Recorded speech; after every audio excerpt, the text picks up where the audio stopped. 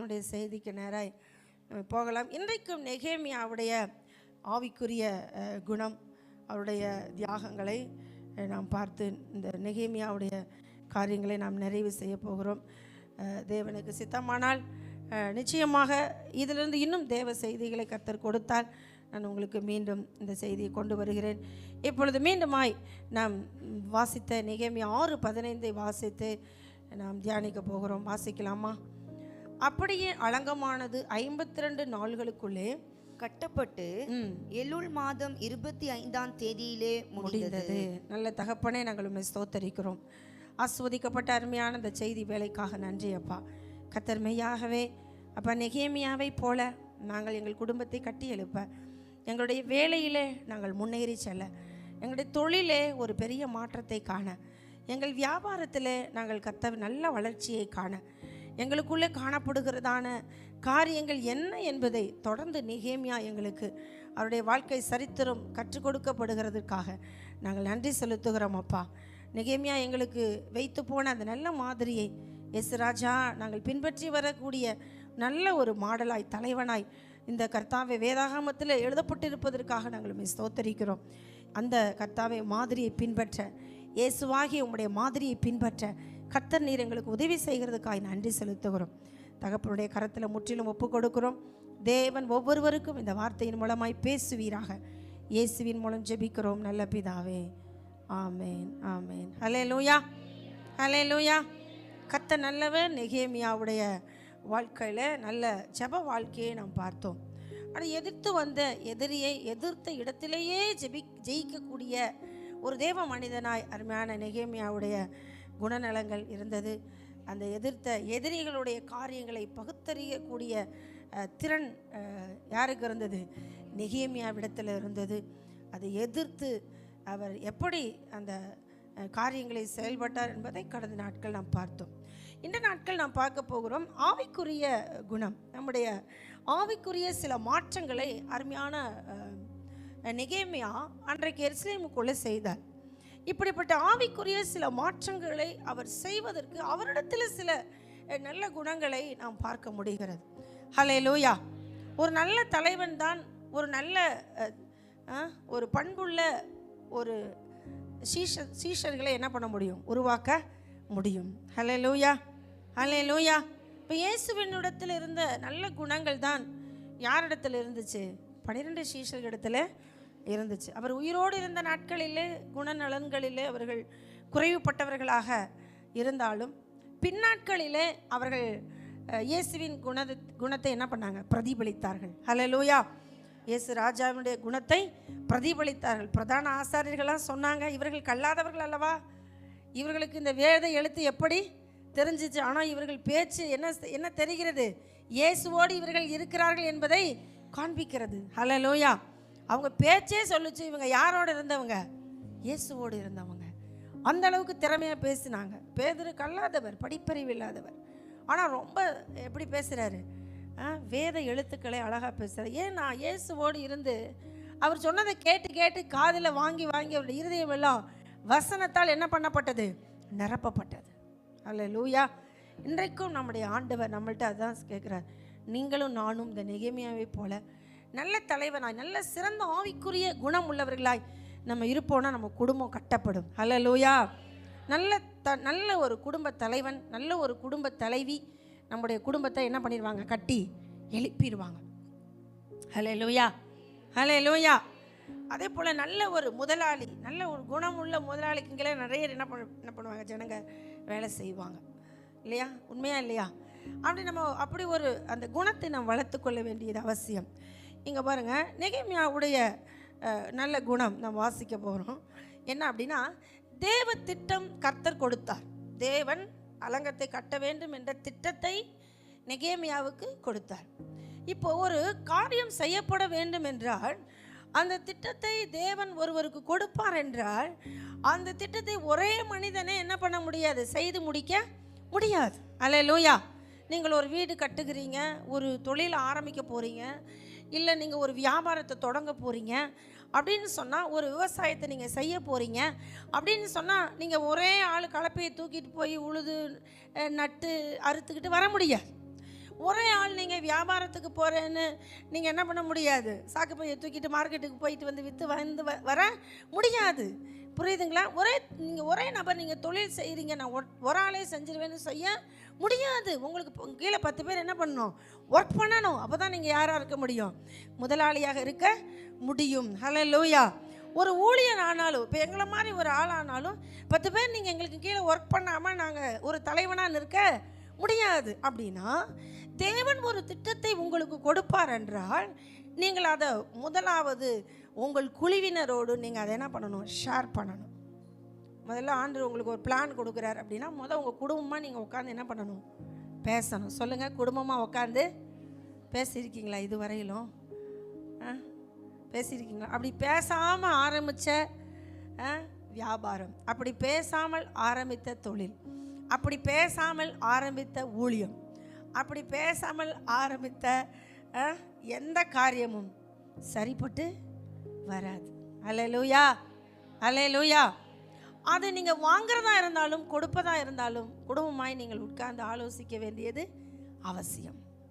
அதை தான் இங்கே நெகேமியா செய்தார். பாருங்கள், தேவ திட்டத்தை கர்த்தரிடத்தில் பெற்றுக்கொண்டார். பெற்றதை அவர் போய் தன் ஜனத்தில் சொல்கிறார். 2:17 வாசிங்களேன். நெகேமியாவின் புத்தகம் 2:17. பின்பு நான் அவர்களை நோக்கி எருசலேம் பாலா இருக்கிறதையும் அதன் வாசல்கள் அக்கினியால் சுட்டரிக்கப்பட்டு கிடக்கிறதையும் நாம் இருக்கிற சிறுமையையும் பார்க்கிறீர்களே, நாம் இனி நிந்தைக்குள்ளாகாதபடிக்கு எருசலேமின் அலங்கத்தை கட்டுவோம் வாருங்கள் என்று சொல்லி கட்டுவோம் வாருங்கள் என்று சொல்லி என்ன பண்றாருன்னா, ஜனத்தை என்ன பண்றாரு, கூப்பிடுறார். எந்த ஜனத்தை? எருசலேமின் ஜனத்தை என்ன பண்றாரு, இந்த வேலைக்காக கூப்பிடுகிறார். வாங்க வாருங்கள் என்று சொல்லி என்ன பண்ணாங்க, கூப்பிடுகிறார். அப்படி கூப்பிடும் பொழுது என்ன நடந்துச்சு அப்படின்னு சொன்னால், அடுத்து 18வது வசனத்தில் நம்ம பார்க்கிறோம். அவர்கள் என்ன செய்தார்கள்னா, 18வது வசனத்தில் இடையில பார்த்தீங்கன்னா, அப்பொழுது அவர்கள் எழுந்து கட்டுவோம் வாருங்கள் என்று சொல்லி அந்த நல்ல வேலைக்கு தங்கள் கைகளை திடப்படுத்தினார்கள். அல்லேலூயா. அவர் சொல்றாரு. அப்படி சொன்ன உடனே ஜனங்க என்ன சொல்றாங்க அப்படின்னா, சரி போய் கட்டுவோம் வாங்க அப்படின்னு என்ன பண்ணுறாங்கன்னா, இந்த நெகேமியாவின் திட்டத்தை ஜனங்கள் உள்வாங்குகிறார்கள். அல்லேலூயா, அல்லேலூயா. நல்லா கவனிங்க. உங்கள் வீடு, உங்கள் குடும்பம், உங்கள் தொழில், உங்கள் வியாபாரம், உங்களுடைய விவசாயம் சிறப்பாக இருக்குன்னா முதலாவது உங்கள் வீடுகளுக்குள்ள, உங்களுடைய அந்த சிறு குழுக்களுக்குள்ள ஒரு பகிர்வு இருக்க வேண்டும். கணவனுக்கு தெரியாமல் மனைவி ஒன்றை செய்யக்கூடாது, மனைவிக்கு தெரியாமல் கணவன் ஒன்று என்ன பண்ணக்கூடாது, செய்யக்கூடாது. எஜமானுக்கு தெரியாமல் வேலைக்காரன் ஒன்று செய்யக்கூடாது, வேலைக்காரனுக்கு தெரியாமல் எஜமானும் ஒன்று செய்ய முடியாது. அல்லேலூயா. அப்படி இருக்குமே ஆனால் அந்த அந்த இடத்துல ஒரு வெற்றியை, ஒரு மேன்மையை பார்க்க முடியாது. அல்லேலூயா. 52 நாள் அவர் கட்டினார்னா தன் திட்டத்தை யாரோடு பகிர்ந்து கொண்டார், தன் ஜனத்தோடு பகிர்ந்து கொண்டார். அல்லேலூயா, அல்லேலூயா. இப்போ ஒரு வீட்டில் ஒரு கல்யாணம்னா ஒரே நபர் இருந்து நடத்திட முடியுமா? முடியாது, முடியாதுல்ல. ஒரு வீட்டை கட்டணும்னு ஒரே ஆளாக கட்டிட முடியுமா? முடியாது. ஒரு நிலம் வாங்கணும் ஒரே நிலம் செய்ய முடியுமா? முடியாது, முடியாது. ஒரு சபையை கட்டணும் பாசமாகவே கட்டி எழுப்பிட முடியுமா? முடியாது. என்ன வேணும்? ஒரு வீட்டுக்குள்ள, ஒரு அந்த குழுவுக்குள்ள என்ன வேணும்? ஒரு ஒற்றுமை வேணும். சொல்லுங்க, என்ன வேணும்? இப்போ நெகேமியா சொன்னதை இந்த ஜனங்க கேட்டு உடனே கீழ்ப்படிஞ்சாங்க. அது மாதிரி ஒருத்தர் ஒன்று சொல்லும் பொழுது உங்கள் வீட்டுக்குள்ள ஒருவருக்கு ஒருவர் என்ன வரணும்னா கீழ்ப்படிதல் வரணும். சொல்லுங்க. நீ சொன்னா நான் ஒன்றும் செய்ய மாட்டேன் அப்படின்னா வெற்றி வராது. என்ன வராது? வெற்றி வராது. அப்படியே ஒரே ஆளா அந்த வண்டியை இழுத்துக்கிட்டு போகணுங்கிறது ரொம்ப கஷ்டம். அப்ப வீட்டுக்குள்ள என்ன இருக்கணும் அப்படின்னா, ஒருவர் சொல்லுகிறதை ஒருவர் மதித்து நடக்கிற குணம் ஏனும். மதித்து நடக்கிற குணம் வேணும். இல்லைன்னா அந்த வீடு மேலே கீழே இல்லை, கிழக்கு ஒரு பக்கம் மேற்கு ஒரு பக்கம் இழுத்துக்கிட்டு தெரிஞ்சா சொல்கிறாங்கல்ல, ஊர் 2 பட்டா கூத்தாடிக்கு கொண்டாட்டம். நம்ம வீட்டில் பிளவுபட்டுட்டோன்னா சாத்தானுக்கு ரொம்ப கொண்டாட்டம். நம்ம எப்போ பிரிஞ்சு போகணும், நம்ம எப்போ உடஞ்சி நிற்கணும், நம்ம எப்போ பிச்சுக்கிட்டு நிற்கணுங்கிறதான் பிசாசுடைய மிகப்பெரிய தந்திரம். அதுக்கு நம்ம என்ன பண்ணக்கூடாது, இடம் கொடுக்க கூடாது. அல்லேலூயா. அப்போ 10 பேர் வேலையை ஒருமனப்பட்டு செய்ய, 10 பேர் செய்கிற வேலையை நாமளே செய்யணும்னு நினச்சா மிஞ்சின நீதிமான். 10 பேர் செய்கிற வேலையை 10 பேர்த்துக்கு பகிர்ந்து கொடுக்கிறவன் யாரு? தலைவன். 10 பேர் செய்கிற வேலையை 10 பேர்த்துக்கு பிரித்து கொடுக்கிறவன் யாரு? தலைவன். 10 பேர் செய்கிற வேலையை நானே செய்வேன் அப்படின்னு சொல்கிறவன் மிதமிஞ்சின நீதிமான். அவன் வளரவே மாட்டான். ஹல்லேலூயா, ஹல்லேலூயா.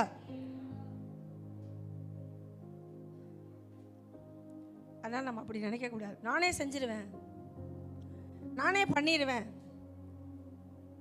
அப்படி என்ன பண்ணக்கூடாது, நம்ம நினைக்க கூடாது, உருவாக்கணும். இப்போ இவங்களை அப்படி பகிர்ந்து கொள்ளும் பொழுது அதை என்ன செய்தாங்கன்னா அவங்க ஏற்றுக்கொண்டார்கள். ஹல்லேலூயா. அப்போ இந்த நெகேமியாவுடைய இந்த குணம் பாருங்க, ரொம்ப நல்ல குணம், சூப்பரான ஒரு குணம். இதே போல் ஜீசஸ் போல தான் இவரும் செயல்பட்டார். இயேசு என்ன பண்ணார் தெரியுங்களா? இயேசுவுக்கு ஊழிய நாட்கள் 3.5 வருஷம்தான் இல்லையா? ஆனால் அந்த 3 வருஷத்துக்குள்ள இயேசு என்ன செய்யணும் அப்படின்னா தலைவர்களை என்ன பண்ணணும், உருவாக்கணும். அல்லேலூயா, அல்லேலூயா. அப்போ தலைவர்களை உருவாக்கணும் அப்படின்னா 12 பேர்த்த இயேசு என்ன பண்ணிடணும், உருவாக்கி விடணும். இயேசுவுக்கு இந்த ஊழிய நாட்கள் எவ்வளவு பூமியில்? 3.5 வருஷம்தான். நம்ம கூட அதிக நாள் வேலை ஊழியம் செய்கிறோம் இல்லை, 22 வருஷம் ஊழியம் செய்கிறோம். ஹல்லேலூயா. உண்மையிலுமே இயேசு நம்மளை அதனால தான் பார்த்து சொன்னார், என்னிலும் நீங்கள் பெரிய காரியங்களை செய்வீர்கள்னு சொன்னார். ஹல்லேலூயா. இயேசு இருந்த நாட்களில் 3.5 வருஷம் அவர் ஊழியம் செய்த பொழுது அவர் கொஞ்சம் எதிரிகளை தான் சம்பாதிச்சார். நம்ம 22 வருஷம் இங்கே இருக்கிறோமா, நிறைய பேர்த்துக்கு நம்மளை பார்த்தா எப்படி இருக்குது, எதிரியாக இருக்கிறாங்க. இவன் எதுக்குடா இங்கே வந்தானுங்க. இல்லை இந்த நெகேமியா வந்தபோது சொன்னானுங்க பாருங்க, எருசலேமின் நன்மையை விசாரிக்க வந்ததை பார்த்தோன்னே சன்பலாத்துக்கும் தொபியாவுக்கு எப்படி இருந்தது, மிகவும் விசனமாக இருந்தது மாதிரி இந்த பிசாசு, இந்த நம்பியூர் பிசாசெல்லாம் என்ன நினைக்குது, இவன் எதுக்குடா இங்கே வந்தா, அந்தாலும் போய் தொலைஞ்சா கூட இந்த பொம்பளை எந்திரிச்சு நின்றுட்டாளே அப்படின்னு பிசாசுக்கெல்லாம் எப்படி இருக்குது, எரிச்சலாக இருக்குது. இப்போ நமக்கு என்ன அதிகம், எதிர்ப்புகள் அதிகம். ஆனால் நம்ம சோர்ந்து போக வேண்டிய, நம்மோடு இருக்கிறவர் யார்? பெரியவர். அல்லேலூயா, அல்லேலூயா. இயேசு 3 வருஷத்துக்குள்ள தலைவர்களை உருவாக்கணும். அவர் என்ன பண்ணார் பாருங்க. அதுக்காக வேதவசனம் என்ன சொல்லுது, மார்க்கு 3ஆம் அதிகாரம் 14-15 வாசிக்கிறோம். அப்பொழுது அவர் 12 பேரை தெரிந்து கொண்டு அவர்கள் தம்மோடு கூட இருக்கவும் பிரசங்கம் பண்ணும்படியாக தாம் அவர்களை அனுப்பவும் வியாதிகளை குணமாக்கி பிசாசுகளை துரத்தும்படி அவர்கள் அதிகாரமுடையவர்களாய் இருக்கவும் அவர்களை ஏற்படுத்தினார். ஹல்லேலூயா. என்ன பண்ணா 12 பேரை எதுக்கு ஏற்படுத்தினாரா? முதலாவது தம்மோடு இருக்கவும், 2வது பிரசங்கம் பண்ணணும், 3வது வியாதியஸ்தர்களை சுகமாக்க வேண்டும். இதுக்காக என்ன செய்கிறார் என்றால் இந்த 12 பேரை ஏற்படுத்துகிறார். ஹல்லேலூயா. இப்போ நீங்கள் சொல்லுங்கள், இயேசு 12 பேரை ஏற்படுத்தினார், 12 பேரை உருவாக்கினார். இப்போ அவருக்கு பின்னாக வருகிற நீங்களும் யாரை உருவாக்கணும் அப்படின்னா தலைவர்களை, சத்தமாக சொல்லுங்கள், தலைவர்களை. ஆமாம், லீடர்ஷிப்பை உருவாக்கணும். ஹல்லேலூயா, ஹல்லேலூயா. அப்படி உருவாக்குனாதான் தேவனுடைய ராஜ்யம் விரிவடையும். நம்ம ஒரு ஜெபம் பண்ணுறோம், பரமண்டலங்களில் இருக்கிற எங்கள் பிதாவே உம்முடைய ராஜ்யம் வருவதாக. உம்முடைய ராஜ்யம் எப்படி வரும்? ஆண்டவருடைய ராஜ்யம் எப்படி வரும்?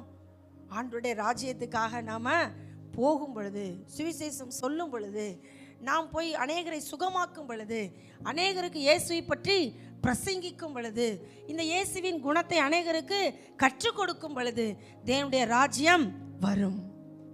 ஹல்லேலூயா. அதனால தான் நீங்கள் ஊழியம் செய்யுங்கன்னு உங்களுக்கு நாங்கள் என்ன பண்ணுறோம், கீ கொடுத்துக்கிட்டே இருக்கிறோம். ஹல்லேலூயா, ஹல்லேலூயா. இன்னும் எவ்வளோ பேர் வேணாலும் இயேசுவுக்கு ஊழியம் செய்கிறதுக்காக நீங்கள் என்ன பண்ணலாம், முன் வரலாம். ஹல்லேலூயா. கர்த்தர் உங்களை என்ன பண்ணுறாரு, வரவேற்கிறார். ஹல்லேலூயா. இந்த பாரத்தை இப்போ நெகேமியாவின் மேல் வைத்த அலங்கம் கட்டுகிற இந்த பாரத்தை ஊர் ஜனத்து மேலெல்லாம் கொண்டு வந்து வச்சிட்டார். யாரு? நெகேமியா. இதான் நமக்கு சிறந்த குணம். புரியுதுங்களா? இப்போ இந்த நெகேமியாவுக்கு என்ன வேலைன்னா, எல்லாத்தையும் உருவாக்கி வேலை செய்ய வச்சுட்டு இவர் என்ன பண்ணணும்? கண்காணிக்கணும். இவர் என்ன பண்ணணும்? கண்காணிக்கணும். ஹல்லேலூயா. நம்முடைய யோவான் சுவிசேஷத்தில் ஜீசஸ் சொல்லுகிறார் என்னன்னு சொல்லி 10ஆம் அதிகாரம் 4வது வசனத்தில் சொல்கிறார், அவன் அவைகளை வெளியே விட்ட பின்பு அவைகளுக்கு முன்பாக நடந்து போகிறான். அவைகளுக்கு முன்பாக நடந்து போகிறான். எது? ஆடுகளுக்கு முன்பாக நடக்கிறவன் தான் யாரு? தலைவன். ஹல்லேலூயா. நல்ல ரோல் மாடலாக நின்று இப்படி செய்யுங்க, இப்படி செய்யுங்க, இப்படி செய்யுங்க அப்படின்னு சொல்லி கொடுக்கிறவர்கள் தான் யாரு? தலைவர்கள். இது அருமையான இந்த குணம் நெகேமியாவிடத்தில் காணப்பட்டது. ஹல்லேலூயா. நீங்கள் கூட உங்கள் வீட்டில் ஒருத்தர் நீங்கள் ஊக்கமூட்டி கொள்ள வேண்டும், நல்லா உற்சாகப்படுத்தி கொள்ள வேண்டும். உங்கள் பிள்ளைகள் செய்கிற நல்ல காரியங்கள், உங்கள் மனைவி செய்கிற நல்ல காரியங்கள், உங்கள் கணவனார் செய்கிற நல்ல காரியங்களுக்காக அவங்கள நீங்கள் என்ன பண்ணணும்னா உற்சாகப்படுத்த வேண்டும். சொல்லுங்கள், என்ன பண்ண வேண்டும்? நல்லா சத்தமாக சொல்லுங்கள். ஆமாம். நல்லா இன்றைக்கி மட்டன் குழம்பு சமைச்சு வச்சுட்டு உங்கள் மனைவி வந்திருந்தா மதியானம் போய் சாப்பிட்டு என்ன சொல்லக்கூடாது? இதை எவன் தம்பா அப்படின்னு என்ன பண்ணக்கூடாது? சொல்லக்கூடாது. என்ன சொல்லணும்? இங்கேருந்துல பதில் வருது, இங்கேருந்து ஒன்றுமே வரலையே. நான் நினைக்கிறேன் சமையல் இந்த பக்கம் நடந்திருக்குதுன்னு நினைக்கிறேன். அதனால தான் இங்கேருந்து அப்ரிசியேட் பண்ணுறாங்க, உற்சாகம் முட்டுறாங்க. காரியம் மாறுதலாய் முடிந்ததோ? சமையல் இந்த பக்கமானு இப்போ கன்ஃபியூஸாக இருக்குது. அதனால் எந்த பக்கம் நடந்திருந்தாலும் எதிர்த்தரப்பினர் என்ன பண்ணுங்க?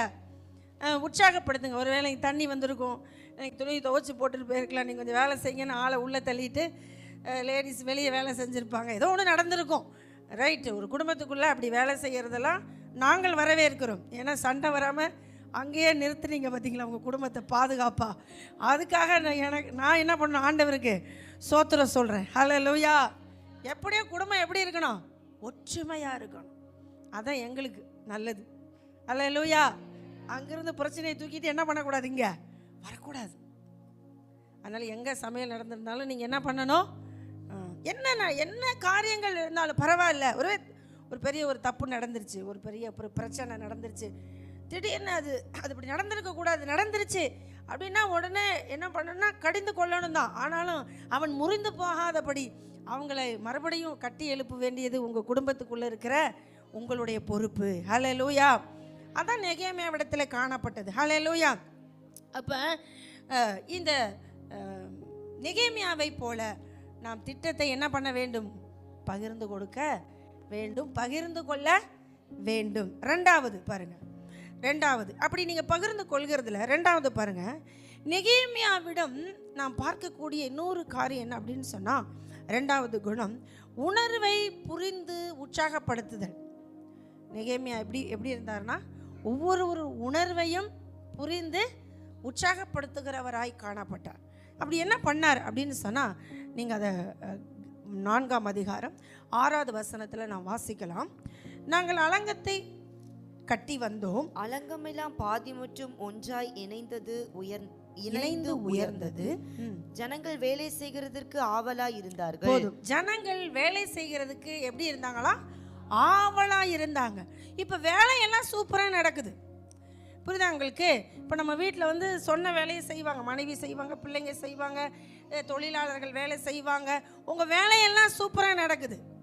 கவனிங்க, உங்கள் தொழில், உங்கள் வீடு, உங்கள் குடும்பம், உங்கள் வியாபாரம், உங்கள் விவசாயம் எல்லாத்துக்கும் தான் இந்த வார்த்தை. உங்கள் படிக்கிற உங்கள் பிள்ளைகள் எல்லாருக்குமே தான் இந்த வார்த்தை. என்ன அப்படின்னா, இப்படி அவங்க நல்லா வேலை செய்து ஆர்வமாக வேலை போயிட்டு இருக்குது. திடீர்னு என்ன நடக்குது அப்படின்னு சொன்னால், இந்த கட்டுகிற வேலையை பார்த்துட்டு எதிரி ஒரு குறை சொல்கிறான். என்ன சொல்கிறான் அப்படின்னு சொன்னால், 4ஆம் அதிகாரம் 5வது வசனத்தில் கீழே பார்த்தீங்கன்னா, மனமடி உண்டாக பேசினார்களாம். யாரு? எதிரி. நல்லா வேலை செஞ்சுக்கிட்டு இருக்கிற உங்களோட வேலையால் திடீர்னு பார்த்தா உம்முன்னு இருக்கும். திடீர்னு பார்த்தா உங்கள் மனைவி என்ன பண்ண மாட்டாங்க? பேசியிருக்க மாட்டாங்க. ஏதோ ஒரு வார்த்தை, ஏதோ ஒரு அவங்களை என்ன மனமடி உண்டாக்கக்கூடிய ஏதோ ஒரு செயல் அங்கே என்ன பண்ணியிருக்குது? நடந்திருக்குது. கண்டுபிடிக்கணும். புரியுதா உங்களுக்கு? நல்லா தான் போன காலையில் நல்லா தான் இருந்தாங்க, சாயந்தரம் வரும்போது உம்முன்னு இருக்குது ஆள் அப்படின்னா நீங்கள் என்ன பண்ணணும்? ஏதோ ஒன்று நடந்திருக்குது. அவங்கள நீங்கள் என்ன பண்ணணும்? விசாரிக்கணும். இல்லைன்னா வேலை நின்றுடும், இல்லைன்னா குடும்பம் கொஞ்சம் என்ன பண்ணாது, ஓடாது, ரன் ஆகாது. ஏதோ ஒரு மாற்றம் வந்திருக்குது வீடுகளுக்குள்ள, தொழிலுக்குள்ள, நீங்கள் செய்கிற வியாபாரத்துக்குள்ள இருக்கிற நபர்களுக்குள்ள ஏதோ ஒரு பிரச்சனை உருவாகி அங்கே ஏதோ ஒரு மாறுபாடு இருக்குதுன்னா நீங்கள் உடனே என்ன பண்ணணும்னா கவனிக்கணும். இவங்க பேசிட்டாங்க, எதிரி வந்து பேசிட்டான், மனமடி உண்டாக பேசிட்டான். உடனே நெகேமியா சொல்கிறார் பாருங்க, அடுத்து என்னன்னா என்ன சொல்கிறார், மனமடி உண்டாக எதிரிகள் பேசினதை கேட்ட இந்த நெகேமியா என்ன சொல்கிறார் பாருங்க, 2:20 பாருங்க, 2:20. அவனுக்கு பின்னாக சாபாயின் குமாரன் 2:20மா, அதற்கு நான் மறுமொழியாக, பரலோகத்தின் தேவனானவர் எங்களுக்கு காரியத்தை கைகூடி வர பண்ணுவார், அவருடைய ஊழியக்காரராகிய நாங்கள் எழுந்து கட்டுவோம், உங்களுக்கோ எழுந்து கட்டுவோம். இப்ப பாருங்க, இந்த நெகேமியா இந்த வேலைக்கு ஆளை கூட்டிட்டு வரும்போது அவர் சொன்ன வார்த்தை என்ன அப்படின்னு சொன்னா, பரலோகத்தின் தேவனானவர் எங்களுக்கு காரியத்தை கைகூடி வர பண்ணுவார். அடிக்கடி இந்த விசுவாச வார்த்தையை நெகேமியா பேசிக்கொண்டே இருக்கிறார். அல்லேலூயா.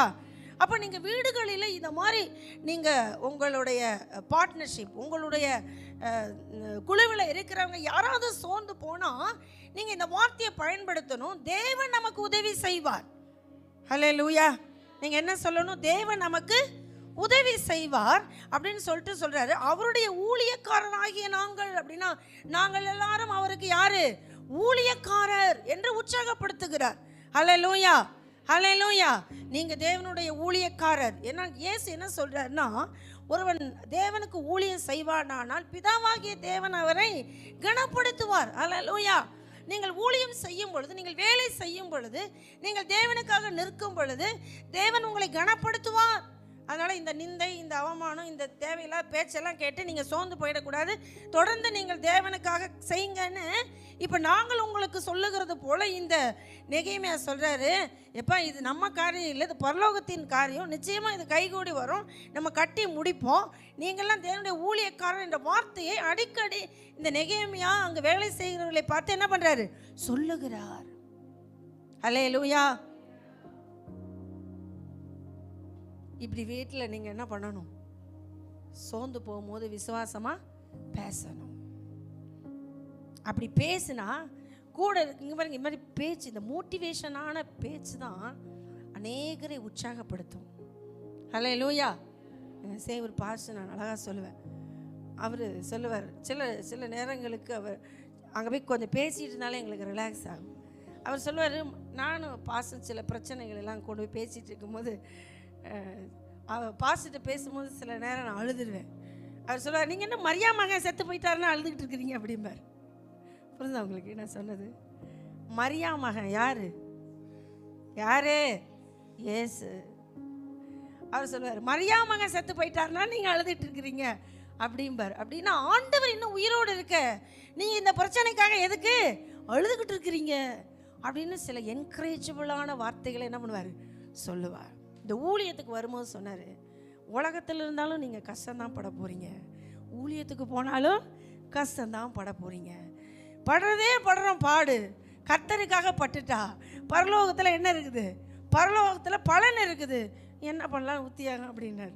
இப்போ கம்மன் என்ன பண்ணிடலாம், ஊழியத்துக்கு போயிடலாண்டா. அப்படி தான் இந்த ஊழியத்துக்கு வந்தோம். அல்லேலூயா. உண்மையா இல்லைங்களா? ஊழியம் செய்ய எங்களுக்கு மட்டும் தான் பாடா? உலகத்தில் வேலை செய்யறவங்களுக்குள்ள பாடு இல்லையா? உங்கள் எஜமான உங்களை தாளாட்டி பரிசு கொடுத்து அனுப்புகிறாரா? எத்தனை திட்டி சம்பளம் வாங்கிட்டு வந்திருக்கிறோம் இன்னைக்கு. உண்மையா இல்லையா? எல்லாருக்கையுமே என்ன உண்டு, பாடு உண்டு. ஏன் அந்த பாட்டை கிறிஸ்துவுக்காக அனுபவிச்சா நல்லது தானே? நம்மளை எஜமான நமக்கு சம்பளம் தராமல் பெறுவார். அல்லேலூயா. அப்படி என்கரேஜபிளான வார்த்தைகளை என்ன பண்ணுவார்னா அடிக்கடி எங்களோடு பேசுவார். அல்லேலூயா, அல்லேலூயா. சோர்ந்து போய் தொய்ந்து போய் இருக்கும் பொழுதெல்லாம் அப்படி நீங்கள் வீடுகளில் உங்களுடைய குழுவோடு நீங்கள் பேசணும். அல்லேலூயா, அல்லேலூயா. அப்படி பேசுனீங்கன்னா நீங்கள் எதை பார்ப்பீங்க? நல்லா சத்தமாக சொல்லுங்கள், எதை பார்ப்பீங்க? ஒரு வெற்றியை நீங்கள் பார்ப்பீர்கள். அல்லேலூயா. நம்ம இந்த லைட்டை கண்டுபிடிச்ச தாமஸ் ஆல்வா எடிஷன், அவருக்கு வந்து படிக்கும்போது படிப்பே வராது. அதனால் அவங்களுடைய ஸ்கூல் ஹெச்எம் வந்து ஒரு லெட்டர் எழுதி கொடுத்து, தயவுசெய்து உங்கள் பையனை இனிமேல் ஸ்கூலுக்கு அனுப்பாதீங்க அப்படின்னு ஒரு லெட்டர் எழுதி அவன் கையிலே கொடுத்து அவங்க அம்மா கிட்ட கொடுக்க சொல்லிட்டாங்க. அவங்க அம்மா படித்து பார்த்துட்டு இவனுக்கு தான் படிக்க தெரியாதா, இவர்கிட்ட வந்து அந்த பையன் கேட்டிருக்காருமா, ஸ்கூல் ஹெச்எம் உனக்கு என்னம்மா சொல்லி லெட்டர் எழுதியிருக்கிறாருன்னு. நீ ரொம்ப சிறந்த ஞானம் உள்ள பையனா, உனக்கு சொல்லி கொடுக்குற அளவுக்கு அங்கே யார் கிடையாது, டீச்சர்ஸ் கிடையாது. அதனால் உன்னை வந்து ட்ரெயின் பண்ணுறதுக்கு நீங்களே உங்கள் அம்மாவாக நீங்களே அவரை என்ன பண்ணுங்கள், படிக்க வச்சு ஊக்கப்படுத்தி அவரை என்ன பண்ணுங்கள், உருவாக்குங்க அப்படின்னு சொல்லி அனுப்பியிருக்கிறாரு. இனிமே உனக்கு நீ ஸ்கூல் போக வேண்டியதில்லை, நானே உனக்கு டீச்சர் அப்படின்னு அந்த ஆல்வா எடிசனை அவங்களை என்ன பண்ணாங்களாம், உருவாக்குனாங்களாம். அதில் உண்மையாக கடிதாசியில் என்ன எழுதியிருந்தது தெரியுமா, உங்கள் பையன் ஒரு முட்டாள், நாங்கள் சொல்லிக் கொடுக்குற எதையும் உங்கள் பையனால் புரிந்து கொள்ள முடியல, இனிமேல் ஸ்கூலுக்கு நீங்கள் அனுப்பாதீங்க. இதுதான் அந்த கடிதாசியில் எழுதியிருந்துச்சு. ஆனால் அந்த அம்மா அத்தனையும் அப்படியே என்ன பண்ணாங்க, டோட்டலாக மாற்றி அவனை என்கரேஜ் ஆக்கி அவனை அப்படியே ஆராய்ச்சியாளராக மாற்றி என்ன பண்ணாங்க அப்படின்னா, இப்படி ஒரு கண்டுபிடிக்க வச்சு இப்படி லைட் எரியுது பாருங்கள், ஊரே லைட் எரியுது பாருங்கள். அல்லேலூயா, அல்லேலூயா. தாமஸ் ஆல்வா எடிசனுடைய அம்மா ஒரு முட்டாள் பையனே உருவாக்கிட்டாங்கன்னா, உங்களாலையும் என்னாலையும் ஏன் வீட்டை கட்டி எழுப்ப முடியாது, ஏன் ஒரு தொழிலை செய்ய முடியாது, ஏன் ஒரு காரியத்தை செய்ய முடியாது? முயற்சி பண்ணணும். நீங்கள் என்ன பண்ணணும், கட்டி எழுப்பணும். நல்ல வார்த்தைகளை நீங்கள் என்ன பண்ணணும், பேசணும். ஹல்லேலூயா. எல்லாருக்குள்ள திறமை இருக்குதா இல்லையா? இருக்கு. ஒருத்தருக்கு ஒரு விதமாக இருக்கும், இன்னொருத்தருக்கு இன்னொரு விதமாக இருக்கும். அந்த அந்த பார்ட் எது, அவனுக்குள்ளே இருக்கிற அந்த நல்ல குணம் எது கண்டுபிடிச்சா அதை உருவாக்குனா அவங்க என்ன ஆயிடுவாங்க, சிறப்பாக பரிசு வாங்கிடுவாங்க. ஹல்லேலூயா, ஹல்லேலூயா. அதான் இங்கே நெகேமியா சொல்கிறாரு, நாங்கள் பரலோகத்தின் தேவனானவர் எங்களுக்கு காரியத்தை கைக்கூடி வர பண்ணுவார், நாங்கள்லாம் அவருடைய ஊழியக்காரர் அப்படின்னு சொன்னோன்னே இந்த ஜனங்களுக்கு ரொம்ப சந்தோஷம். சூப்பராக வேலை என்ன பண்ணுறாங்க, செய்கிறார்கள். ஹல்லேலூயா. அப்போ உணர்வை புரிந்து கொள்ள வேண்டும். யாருடைய உணர்வை? ஜனம் சோர்ந்து போய் இருந்ததை கண்டுபிடிச்சு அந்த உணர்வை புரிந்து கொண்டு சரியாக என்ன பண்ணார், அவர் பேசினார். ஹல்லேலூயா, ஹல்லேலூயா. அப்போ முதலாவது தன்னோடு இருக்கிறவர்களுடைய உணர்வுகளை புரிந்து கொள்ள வேண்டும். ரெண்டாவது பாங்க, உங்கள் வேலையாட்களோடு உங்களோடு இருக்கிறவர்களோடு நீங்கள் இணைந்து பயணிக்க வேண்டும். அதுக்கு என்ன அப்படின்னு சொன்னால், எப்பொழுதுமே எப்படி அவங்கள உற்சாகப்படுத்துறதுன்னா, நிறைய பேர் வந்து அவங்க கூட இருந்தால் நல்லா வேலை செய்வாங்க. பார்த்துருக்குறீங்களா?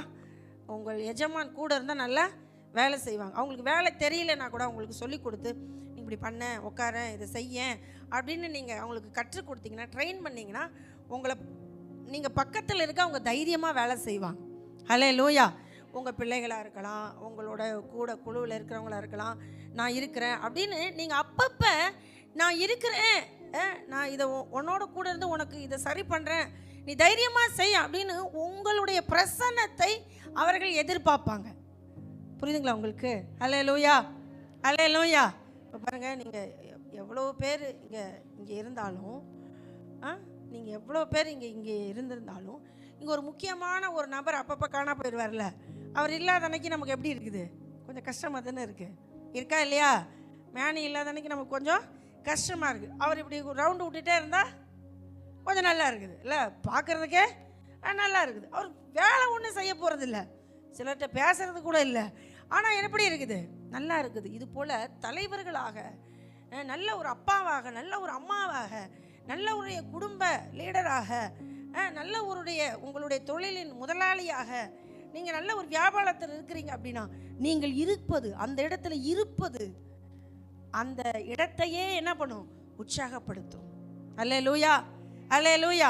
அதான் சொல்லப்பட்டிருக்கு, பிரசன்னத்தால் உற்சாகப்படுத்துங்கள்.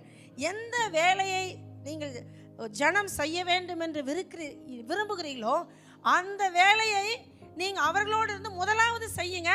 அந்த குரூப் சூப்பராக செஞ்சு முடிச்சிடும், உங்கள் வீட்டார் சூப்பராக செஞ்சு முடிச்சிடுவாங்க. நல்ல ஜெயத்தை நீங்கள் என்ன பண்ணுவீங்க, பார்ப்பீங்க. ஹல்லேலூயா. முதலாவது அந்த வேலையை நீங்கள் செய்ய வேண்டும், நான் செய்ய வேண்டும். அப்பொழுதுதான் என்ன ஆகும், அந்த வேலை எப்படியா முடியும், வெற்றியாய் முடியும். ஹல்லேலூயா. நிறைய பேர் நம்ம என்ன சொல்கிறோன்னா, நீ பைபிள் படி ஜெபம் பண்ணுங்கிறோம். ஆனால் நம்ம பைபிளை படித்து என்ன பண்ணுறதில்ல? ஜெபம் பண்ணுறதில்ல. நாம் செய்யாத ஒன்றை நம்முடைய குடும்பத்தில் செய்ய வைக்க முடியாது. நாம் செய்யாத ஒன்றை நம்முடைய தொழிலில் செய்ய வைக்க முடியாது. நாம் செய்யாத ஒன்றை ஒரு வியாபாரத்தில் பார்க்க முடியாது. நாம் செய்யாத ஒன்றை ஒரு விவசாயத்தில் பார்க்க முடியாது. அல்லேலூயா, அல்லேலூயா. ஒரு விவசாயியாக இருந்தால் A to Z வேலை யாருக்கு தெரிஞ்சிருக்கணும்? ஒரு விவசாயிக்கு தெரிஞ்சிருக்கணும். அப்போ தான் அங்கே என்ன வராது? தோல்வி வராது. அதனால் எந்த வேலையில் இருக்கிறீங்களோ அந்த இடத்துல நீங்கள் இருங்க. கர்த்தர் உங்களை கொண்டு பெரிய காரியத்தை செய்வார். நெகேமியா 3:1 பாருங்க. இந்த வேலை செய்வதற்கு முதலாவது ஆசாரியர்கள் எல்லாம் கை வச்சாங்க. 3:1. அப்பொழுது பிரதான ஆசாரியனாகிய எலிசாசிபும் அப்படின்னு இருக்கு இல்லையா, எலியாசிபும் அப்படின்னா யார்? அந்த பிரதான ஆசாரியர்கள். இவங்களாம் தலைவர்கள். இவங்களாம் என்ன செய்கிறாங்க? அலங்கம் கட்டுற வேலைக்கு இறங்கிட்டாங்க. புரியுதுங்களா உங்களுக்கு? அல்லேலூயா. அலங்கம் கட்டுற வேலைக்கு ஒரு பிரதான ஆசாரியன் என்ன செய்கிறாரு? செங்கல் எடுத்து வச்சு வேலை செய்கிறார். அல்லேலூயா. தலைவன், நான் தலைவன், நான் ஒன்றும் செய்ய மாட்டேன் அப்படின்னா வேலை நடக்காது. அல்லேலூயா, அல்லேலூயா. அதே போல் இவர் நெகேமியாவை பாருங்க. 4:23, 4ஆம் அதிகாரம் 23. நானாகிலும் என் சகோதரனாகிலும் என் வேலைக்காரராகிலும் என்னை பின்பற்றி காவல் காக்கிற சேவகராகிலும் எங்கள் வஸ்திரங்களை களைந்து போடாதிருந்தோம். அவரவருக்கு ஆயுதமும் தண்ணீரும் இருந்தது. அப்படின்னா என்னன்னா, இந்த வேலை முடிகிற வரலும் நம்ம நெகேமியா என்ன செய்யல அப்படின்னு சொன்னால், தன்னை ஒரு ஒரு ஒரு என்ன சொல்கிறது, தன்னுடைய சரீரத்தை மேன்மைப்படுத்தி கொண்டு அப்படியே டிப்டாப்பாக வந்து மேற்பார்வையாளராக மாத்திரம் இல்லை, என்ன பண்ணியிருக்கிறாருன்னா அவருடைய சரீரங்களை அந்த அவர் அணிந்திருந்த ட்ரெஸ் எல்லாம் அழுக்குப்படுகிற அளவுக்கு அவர் என்ன செய்திருக்கிறாரு? வேலை செய்திருக்கிறார். தங்கள் வஸ்திரங்களை களைந்து போடாத 2 நாள் 3 நாள் குளிக்காம கூட எங்கே நிற்கிறாங்க? அலங்க வேலையில் நிற்கிறாங்க. 52 நாளில் கட்டுறதுன்னா சாதாரண விஷயமாங்க? அல்லேலூயா. தூக்கத்தை துறந்து தன்னுடைய சுயத்தை மறந்து எங்கே வேலை செய்கிறாங்க? அலங்கத்தில் இரவும் பகலும் வேலை செய்து கொண்டு இருக்கிறார்கள். அல்லேலூயா, அல்லேலூயா. இப்படி ஒரு பாடுபடுகிற ஒரு குடும்பம், இப்படி ஒரு பாடுபடுகிற ஒரு வேலை, இப்படி பாடுபடுகிற ஒரு தொழில் நலிவடையுமா? கீழே வருமா?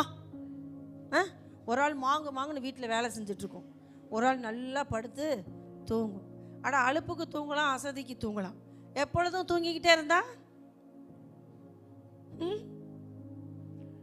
ஒரு சில நைட்டு வேலை செஞ்சுட்டு வந்து தூங்குவாங்க, அது வேற பிரச்சனை.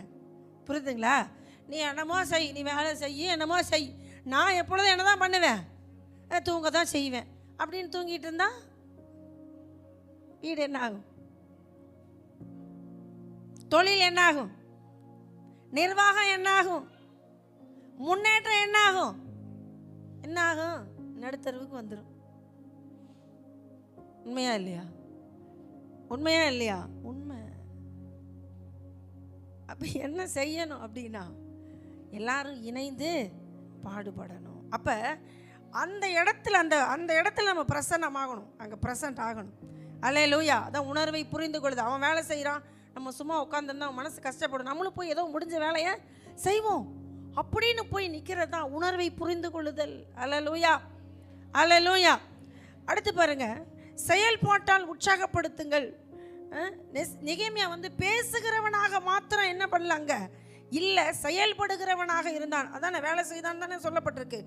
4:23 என்ன செஞ்சிருக்கிறாரு? வேலை செஞ்சிருக்கிறாரு. வெறும் பேச்சு மட்டும் இல்லை, செயல்லையும் ஆளு இருக்கிறாரு. ஹல்லேலூயா, ஹல்லேலூயா, ஹல்லேலூயா. அதனால நம்ம இந்த நெகேமியாவை போல முதலாவது தேவ திட்டத்தை பகிர்ந்து கொடுக்கணும். 2வது நாம் உற்சாகமூட்டுகிறவர்களாய் இருக்கணும். ஹல்லேலூயா. எப்படியெல்லாம் உற்சாகமூட்டணும்? வார்த்தையினால் உற்சாகமூட்டணும், அங்கே இருந்து உற்சாகமூட்டணும், வேலை செய்து உற்சாகமூட்டணும்.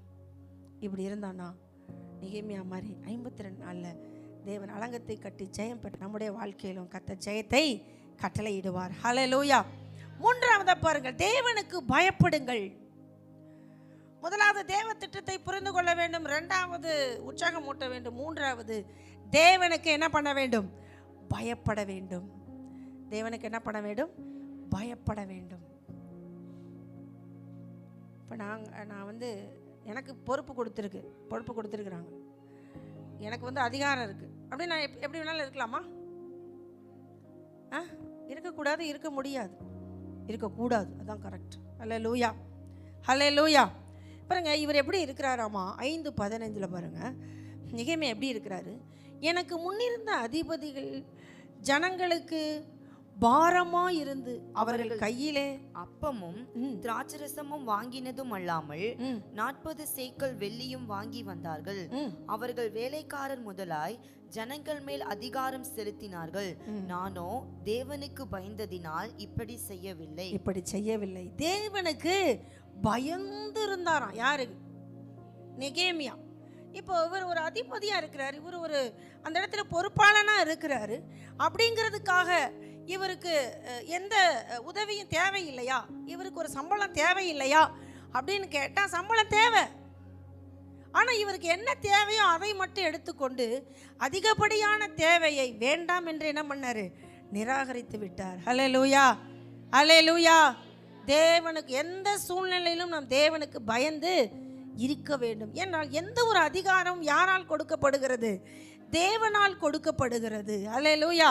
இப்போ நமக்கு கொடுத்திருக்கிறதான இந்த வேலையை ஒரு உக்கிரான காரனை போல நம்ம கணக்கு ஒப்புவிக்க வேண்டும் என்றதான ஒரு எண்ணத்தோடு கூட நம்ம என்ன பண்ணணும்? வேலை செய்யணும். ஹல்லேலூயா. நாம் தேவனுக்கு பயந்து ஜீவிக்க வேண்டும். ஒரு வேலைக்காரனா நீங்கள் தேவனுக்கு பயந்து ஜீவிக்க வேண்டும். நீங்கள் ஒரு எஜமானனா நீங்கள் உங்கள் தேவனுக்கு பயந்து ஜீவிக்க வேண்டும். நீங்கள் ஒரு ஊழியனா நீங்கள் தேவனுக்கு பயந்து ஜீவிக்க வேண்டும். நீங்கள் நல்ல குடும்ப தலைவியா நீங்கள் யாருக்கு பயந்து ஜீவிக்கணும்? கர்த்தருக்கு பயந்து ஜீவிக்க வேண்டும். ஹல்லேலூயா.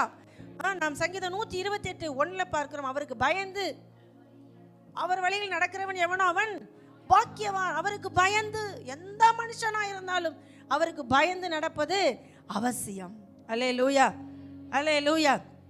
பாருங்க, ஒரு ஊழியனா இருக்கிறீங்க, இப்போ எங்களை பாரு ஒரு ஊழியக்காரராக இருக்கிறீங்க அப்படின்னு சொன்னால் வேதம் என்ன சொல்லுது அப்படின்னா, லூக்கா 16:10 என்ன சொல்லப்பட்டிருக்கு அப்படின்னா அதை வாசிங்களேன். லூக்கா 16:10 என்ன சொல்லப்பட்ட உக்கிரானக்காரன், கொஞ்சத்திலே உண்மையுள்ளவன் அநேகத்திலும் உண்மையுள்ளவனாய், அநேகத்தின் மேல் உண்மையுள்ளவனாய் இருக்கிறார். கொஞ்சத்திலே அநீதி உள்ளவன் அநேகத்திலும் அநீதி உள்ளவனாய்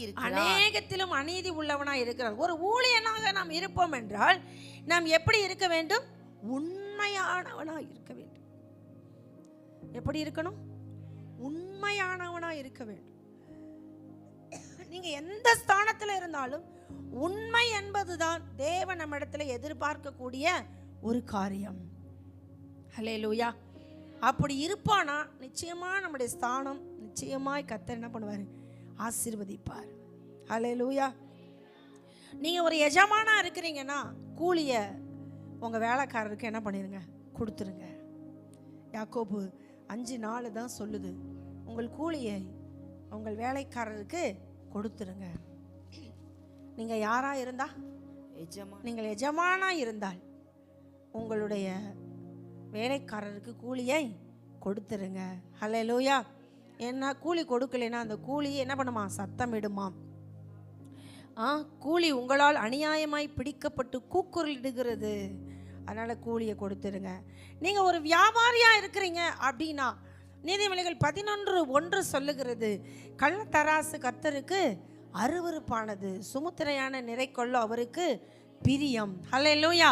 நீங்கள் ஒரு வியாபாரமாக செய்கிறீங்க அப்படின்னா உங்களுடைய நிறுத்தல் அளவு எப்படி இருக்கணும்? உங்கள் முகத்தல் அளவு எப்படி இருக்கணும்? கரெக்டாக இருக்கணும். அதுக்கு நீங்கள் பயந்து ஜீவிங்க. ஹல்லேலூயா, ஹல்லேலூயா.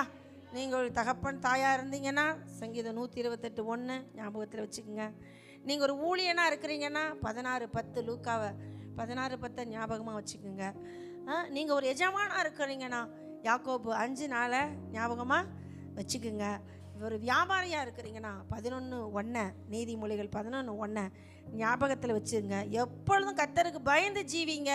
நிச்சயமாய் கர்த்தர் உங்கள் குடும்பத்தை, உங்கள் தொழிலை, உங்கள் வியாபாரத்தை, உங்கள் விவசாயத்தை, மிருக ஜீவனை கர்த்தர் என்ன பண்ணுவார்? ஆசீர்வதிப்பார். ஹல்லேலூயா, ஹல்லேலூயா. இந்த இந்த நெகேமியாவிடத்தில் அது என்ன பண்ணப்பட்டது? காணப்பட்டது. 40 சேக்கல் வெள்ளியை வேணான்னு விட்டுட்டாருங்க.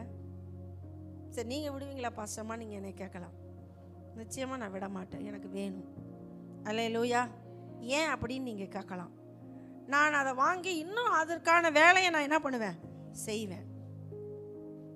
வாங்கி அதில் நான் என்ன பண்ணுவேன்? கர்த்தருக்கு வேலை செய்வேன். ஹல்லேலூயா. அதுதான் அடுத்த பயன். பாருங்க, அடுத்து வேலையில் உக்கிரானத்துவம். இந்த நெகேமியாவிடத்தில் வேலையில் உக்கிரானத்துவம் இருந்தது. சரி, ஏன் நெகேமியா அதை வாங்கலை அப்படின்னு நீங்கள் கேட்டால், நெகேமியாவுக்கு வந்து மனைவி பிள்ளைகள் கிடையாது. கவனிங்க, நெகேமியாவுக்கு யார் கிடையாது? மனைவி பிள்ளைகள் கிடையாது. ஏன் அப்படின்னா, இந்த நெகேமியா ஒரு அன்னகராக காணப்பட்டார் என்று என்ன பண்ணுகிறது? வேத ஆராய்ச்சி சொல்லுகிறது. ஹல்லேலூயா. அவருக்கு மனைவி பிள்ளை இல்லை, அதனால் அதிகமாக எதுவும் வாங்கலை. எல்லா சொத்தையும் என்ன பண்ணிட்டார்? அவர் பொதுவாகவே வச்சிட்டார். ஹல்லேலூயா, ஹல்லேலூயா. அப்போது கர்த்தர் இந்த நெகேமியாவுடைய இந்த காரியங்களை நம்ம பார்க்கும்படி செய்கிறார். இப்போ பாருங்க, அடுத்து வேலையில் உக்கிரானத்துவம். இந்த நெகேமியாவிடத்தில் வேலையில் ஒரு உக்கிரானத்துவம். ரோமர் 13:1 சொல்லுகிறது, எந்த ஒரு அதிகாரமும் தேவனால் தான் நமக்கு என்ன பண்ணப்படுகிறது? கொடுக்கப்படுகிறது. ஹல்லேலூயா. இப்போ என்னென்ன காரியங்களை நம்ம உக்கிரானக்காரனாக இருக்கணும் அப்படின்னா, அவர் வேலை செய்கிறதுல ஜாக்கிரதையாக இருக்கிறார். 6:3 பாருங்க, நெகேமியா 6:3 சொல்கிறாரு, எப்பா நான் பெரிய வேலை செய்கிறேன். நிறைய பேர்த்துக்கு தேவன் நமக்கு கொடுத்துருக்கிற பொறுப்பு மேலே என்ன இல்லைன்னா கவனம் இருக்கிறது இல்லை. கவனமாக இருக்கணும். நீங்கள் செய்கிற சிறிய காரியமோ பெரிய காரியமோ, தேவன் உங்களை நம்பி ஒரு சின்ன பொறுப்பு கொடுத்துருந்தா கூட அதை நீங்கள் எப்படி செய்யணும்? பர்ஃபெக்டாக செய்யணும். ஹல்லேலூயா. நீங்கள் அப்படி செய்வீர்கள் ஆனால் நீங்கள் யார்? நல்ல உக்கிரானக்காரன். ஹல்லேலூயா. இந்த நெகேமியா பாரு என்ன சொல்கிறாரு பாருங்க, 6:3 என்ன சொல்கிறாரு? நான் பெரிய வேலை செய்கிறேன், நான் வரக்கூடாது. என்ன சொல்கிறாரு? நான் பெரிய வேலை செய்கிறேன், நான் வரக்கூடாது. நான் வந்தால் அந்த வேலை என்ன பண்ணும்? மெனக்கெட்டு போகும், அந்த வேலை நின்று போகும். ஹல்லேலூயா. நிறைய நேரம் நமக்கு இந்த மாதிரி ஒரு என்ன சொல்கிறதுன்னா, ஒரு கருத்து நமக்கு வர்றதில்லை. போனால் போகுது, அப்புறமே செய்யலாம், அடுத்த நாள் செய்யலாம், அடுத்த வேலை செய்யலாம் அப்படின்னு ஒரு தள்ளி போடுகிற ஒரு குணம் நம்மக்கிட்ட என்ன பண்ணக்கூடாது? இருக்கவே கூடாது. இந்த வேலையா, இந்த நாளில் இதை செஞ்சாதான் இது எப்படி இருக்கும்? நல்லா இருக்கும் அப்படிங்கிறதுல நீங்கள் எப்படி இருக்கணும்னா தீவிரமாக இருக்கணும். ஹல்லேலூயா. இப்போ இந்த அலங்க வேலையை விட்டுட்டு இந்த எதிரிகள்லாம் சொல்கிறாங்க, வா நம்ம போய் பள்ளத்தாக்கில் சந்திப்போம். போன வாரத்தில் பார்த்தோம், சந்திப்போம். உன்னை எல்லாரும் வெட்ட வரான், அழிக்க வரான், நம்ம போய் தேவனுடைய ஆலயத்தில் போய் ஒளிந்து கொள்வோம் அப்படின்னு எதையோ சொல்லி இந்த நெகேமியாவின் வேலையை நிறுத்த இந்த எதிரிகள் எழுமின பொழுதும் நெகேமியா சொல்கிறாரு, நான் என்ன வேலை செய்கிறேன்? பெரிய வேலை செய்கிறேன். இந்த மாதிரி நம்முடைய வேலையை குறித்து, தேவன் நமக்கு கொடுத்திருக்கிற பொறுப்பை குறித்து நம்ம எப்படி இருக்கணும்னா கவனமாக இருக்கணும். அப்படி இல்லை அப்படின்னா நம்ம கர்த்தருக்கு என்ன பண்ண வேண்டும்? கணக்கு கொடுக்க வேண்டும். ஹல்லேலூயா. அப்போ தேவனுடைய அழைப்பு நம்ம வீணாக திரியறதுக்கு இல்லை, நேரத்தை வேஸ்ட் பண்ணுறதுக்கு இல்லை. பொறுப்பை நிறைவேற்றாமல் இருந்தால் நாம் என்ன பண்ணுவோன்னா தவறுகிறவர்களாக காணப்படுவோம். நீதிமொழிகள் 22:29 சொல்லுகிறது, தன் வேலையில் ஜாக்கிரதையாக இருக்கிறவனை நீ கண்டால் அவன் நீசனுக்கு முன்பாக நில்லாமல் ராஜாக்களுக்கு முன்பாக நிற்பான். நீங்கள் ராஜாக்களுக்கு முன்பாக நிற்க வேண்டுமானால் உங்கள் வேலையில் நீங்கள் எப்படி இருக்கணும்? எப்படி இருக்கணும்? கவனமாக இருக்கணும். எப்படி இருக்கணும்? கவனமாக இருக்கணும். ஒரு நாள் கால தாமதம் ஆகலாம், ஒரு வேலை கால தாமதம் ஆகலாம். எப்பொழுதுமே நம்ம என்னவா இருக்கக்கூடாதுன்னா கால தாமதமாக இருக்கக்கூடாது. நாம் கவனமாக இருக்க வேண்டியது அவசியம். ஹல்லேலூயா, ஹல்லேலூயா. இப்படி உக்கிரானக்காரனாய் இருக்கிற நமக்குள்ள சில நல்ல காரியங்கள் இருக்க வேண்டும். என்ன அப்படின்னா, நம்முடைய உடலை, நம்முடைய இந்த வேலையில் இருக்கிறல நம்ம நம்ம உடம்பை சரியாக பார்த்துக்கணும், நம்மளோட உடலை சரியாக பார்த்துக்கணும். இந்த சரீரம் நல்லா இருந்தால் தான் வேலையை என்ன பண்ண முடியும், ஒழுங்கா செய்ய முடியும். உண்மையா இல்லையா? உண்மை. சிலருக்கு நல்ல சளி பிடிச்சிருக்கும், அப்போ தான் போய் கடையில் போய் என்ன செய்கிறது, ஜூஸ் குடி அப்படிங்கிறது. ஏற்கனவே சளி மூக்கில் ஒழுகுது, டயர்டாக இருக்குது, ஒரு ஜூஸை குடி. அது சும்மா வெறும் ஜூஸ் இல்லை, நல்லா ஐஸை போட்டு குடி. குடிச்சிட்டு வந்து ஆஸ்பத்திரிக்கு போ. 60 ரூபாய்க்கு ஜூஸ் குடிச்சிட்டு 6000 ரூபாய்க்கு செலவு பண்ணுறோமா இல்லையா? நம்மளே நம்ம உடம்பை என்ன பண்ணக்கூடாது, கெடுத்துக்க கூடாது. நீங்கள் நல்ல ஒரு உழைப்பை நீங்கள் முதலீடு பண்ணணும்னு நினச்சிங்கன்னா உங்கள் உடம்பை என்ன பண்ணணும், பத்திரமா கொஞ்சம் பார்த்துக்கணும். நல்ல ஒரு தூங்குங்க, நல்ல ஓய்வெடுங்க. சரியான ஓய்வு சரீரத்துக்கு அவசியம், சரியான ஆகாரம் சரீரத்துக்கு அவசியம், சரியான தூக்கம் சரீரத்துக்கு அவசியம். அல்லேலூயா, அல்லேலூயா. ஆனால் நம்ம மக்கள்கிட்டயே ஒரு ஒரு ஒரு மோசமான குணம் இருக்குது. என்ன அப்படின்னு சொன்னால், சரி விகித உணவை என்ன பண்ணுகிறது இல்லை, எடுத்துக்கொள்வது இல்லை. உணவில் தான் நிறைய நமக்கு பிரச்சனை. இதை சாப்பிட மாட்டேன், இதை திங்க மாட்டேன், இது எனக்கு பிடிக்காது, இந்த வாசம் ஆகாது, இது எங்களுக்கு என் பக்கத்திலே வர்றதுக்கு முடியாது, அப்படி இப்படின்னு சொல்லி மொத்த தேவன் நம்மளை சாப்பிடுன்னு சொன்னதையும் என்ன பண்ணிடுவோம், தள்ளி வச்சிருவோம். அப்புறம் எதெல்லாம் சாப்பிடக்கூடாதோ அதெல்லாம் நல்லா வலிச்சு சாப்பிட வேண்டியது. சாப்பிட்டு அப்புறம் வயிறு வலிக்குது, ஜெபம் பண்ணுங்கோ, வயிறு வலிக்குது, ஏன் இன்னைக்கு சர்ச்சுக்கு வரல அப்படின்னா வயித்தால போகுது, வாந்தி வருது அப்படின்னு என்ன பண்ணுறது, சரீரத்துக்கு எடுத்துக்கிறது. தேவையில்லாத எதுக்கு சாப்பிடுங்க, சாப்பிட்டது சரியில்லைன்னு தெரியுதுல்ல. ஒரு முறை நூடுல்ஸ்னால் வயிற்றால போகுதுன்னு தெரியல, ஆனால் அந்த நூடுல்ஸே தான் வாங்கி திங்கிறது. அல்ல, வாய்க்கு டேஸ்ட்டை பார்த்தீங்கன்னா வயிற்றுக்கு சேராமல் இருக்கும். அதெல்லாம் கவனமாக இருக்கணும் நீங்கள். அது இப்போ இருக்கிற ரெடிமேடு உணவகத்துக்கு நீங்கள் போகிறீங்கன்னா, அடிக்கடி போகிறீங்கன்னா நிச்சயமாக உங்கள் ஆயுள் காலம் குறைவு என்பதை இன்றைக்கி நல்ல பச்சை இங்கில் எழுதி வச்சுக்கிட்டு போங்க. நல்ல வீட்டில் ஒழுங்க, பெண்களே வீட்டில் ஒழுங்காக சமைச்சு கொடுங்க, ஆண்களே ஒழுங்காக வீட்டில் ஒழுங்காக சாப்பிட்டு பழகுங்க. கடையில் தின்னீங்க பாதி ஆயுசு இல்லை, ஜாக்கிரதை. அப்போ சரியாக என்ன பண்ணணும்னா, ஒரு உழைப்பை நீங்கள் முதலீடு செய்து ஒரு நல்ல நிலைக்கு நீங்கள் வரணும்னா உங்கள் உடலை சரியாக வச்சுக்குங்க. சரியான ஓய்வு அவசியம், சரியான ஆகாரம் அவசியம், சரியான தூக்கம் அவசியம். நம்மால் ஞாயிற்றுக்கிழமை கூட விடுறதில்ல, ஓடி போய் பாடுபடுறது. என்ன வச்சிங்க அப்படின்னு கேட்டால் ஒன்றும் கிடையாது. என்ன வச்சுருக்கிறீங்க, சேமிப்பு பண்ணியிருக்கிறீங்கன்னு கேட்டால் ஒன்றும் கிடையாது. அதனால் என்ன பண்ணணும் அப்படின்னா, எல்லாமே நல்ல சுவர் இருந்தால் தான் நல்ல சித்திரம் வரைய முடியும். ஆண்டவர், நீங்கள் ஒழுங்காக சரீரத்தை வச்சுருந்தா தான் ஆண்டவர் உங்களை வச்சு நல்லா வேலை செய்ய முடியும். புரியுதா உங்களுக்கு? நம்ம ஆட்கள் நிறைய பேர் கசப்பு எடுத்துக்கிறது இல்லை. ஒரு 40 வயசுக்கு மேலாம் அப்பப்போ நீங்கள் என்ன பண்ணணும், கசப்பு எடுத்துக்கணும். பாவக்கான எனக்கு சோறே வேண்டான்னு சொல்கிறவங்களாம் நிறைய பேர் இருக்கீங்க. அப்படிலாம் இருந்தீங்கன்னா நிச்சயமாக சுகர் என்ன ஆகும், வரும். இன்றைக்கி இருக்கிறதான உணவு பதார்த்தத்தில் சுகர் ஆட்டோமேட்டிக்காக வர அளவுக்கு தான் இன்றைக்கி உணவே இருக்குது. அதனால் நீங்கள் என்ன பண்ணால் இது மாதிரி எல்லாம் கலந்து எடுத்துக்கணும். ஒரு கசப்பு, ஒரு இனிப்பு, ஒரு புளிப்பு, ஒரு துவர்ப்பு, எல்லாம் கொழுப்பு எல்லாம் என்ன பண்ணணும், கலந்து எடுத்துக்கணும். நம்மளுக்கு கொழுப்பையே சாப்பிட்டுட்டு போய் ஆஸ்பத்திரியில் படுத்துக்கிறது நடக்குதா இல்லையா?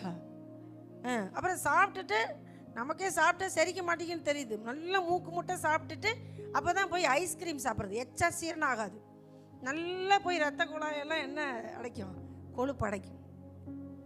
அதனால் அந்த மாதிரி வேலையெல்லாம் செய்யக்கூடாது, அறியாமையாக இருக்கக்கூடாது. நம்ம கொஞ்சம் அறிவுள்ளவங்களாக இருக்கணும். உங்களுக்கு ஒரு மெடிக்கல் கேம்ப் போட்டால் காசு என்னது, ஐயோ இதுக்கு காசு கட்டுறதா. நிறைய பேர் மாத்திரையை வாங்கிட்டு போய் வீட்டில் அட்டாரியில் தூங்குது. அது எதுக்கு தூங்குது அப்படின்னா, அடுத்த ஆஸ்பத்திரியில் போய் செலவு பண்ணலான்னு. இந்த பிரச்சனை இருக்குது, மெடிசன் எடுங்க அப்படின்னு மெடிசன் கொடுத்தா மெடிசன்லாம் எங்குது, தூங்குது. அப்புறம் ஆஸ்பத்திரியில் போய் செலவு பண்ணுறது. உங்களுக்கு இன்னும் பிரச்சனை இருக்குப்பா, நீங்கள் இப்படி நடந்துக்குங்க அப்படின்னு மாத்திரை எடுக்காட்டி கூட பரவாயில்ல, நீங்கள் இப்படி எடுத்துக்கங்கன்னா அதை கொஞ்சமாவது அதை என்ன பண்ணணும், நம்ம செய்யணும். நான் ஒன்றுமே செய்ய மாட்டேன். நம்ம மக்கள்கிட்ட இருக்கிற அறியாமையின் குணம் என்னென்னா, எல்லாம் கர்த்தர் பார்த்துக்கொள்வார். எப்போ பார்த்துக்குவார், நெஞ்சை பிடிச்சி ஆம்புலன்ஸில் ஏற்றிக்கிட்டு போகும்போது கர்த்தர் பார்த்துக்கொள்வார். நடக்குதா இல்லையா? நடக்குது. எப்படி நடக்கும்? எப்படி? நம்ம இதெல்லாம் நம்மளே தானே வாங்கிக்கிட்டோம். அவர் தான் சொல்கிறார்ல, உங்களுக்கு கொழுப்பு கொஞ்சம் ஈரல் இருக்குது, ஹார்ட்டில் இருக்குது, கொஞ்சம் இஞ்சி ஏலக்காய் அந்த கிராம்பெல்லாம் போட்ட கசாயம் கொஞ்சம் குடிங்கன்னா இஞ்சியவே என்ன பண்ணுறதில்ல, சேர்த்துக்கிறதில்ல.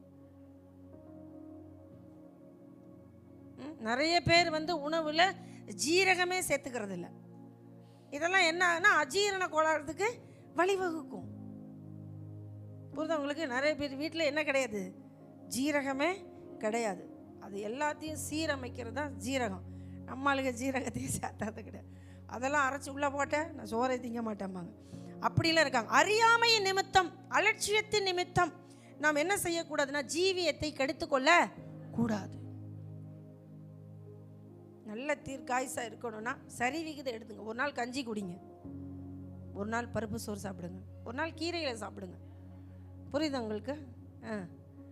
பழைய சோறுக்கு ஒரு நாள் சாப்பிடுங்க, தயிரில் ஒரு நாள் சாப்பிடுங்க, ரசத்தில் ஒரு நாள் என்ன பண்ணுங்க சாப்பிடுங்க. எப்பொழுதுமே நான் சாப்பிட்டா நான்வெஜ் தான் அப்படின்னா முடிஞ்சது கதை.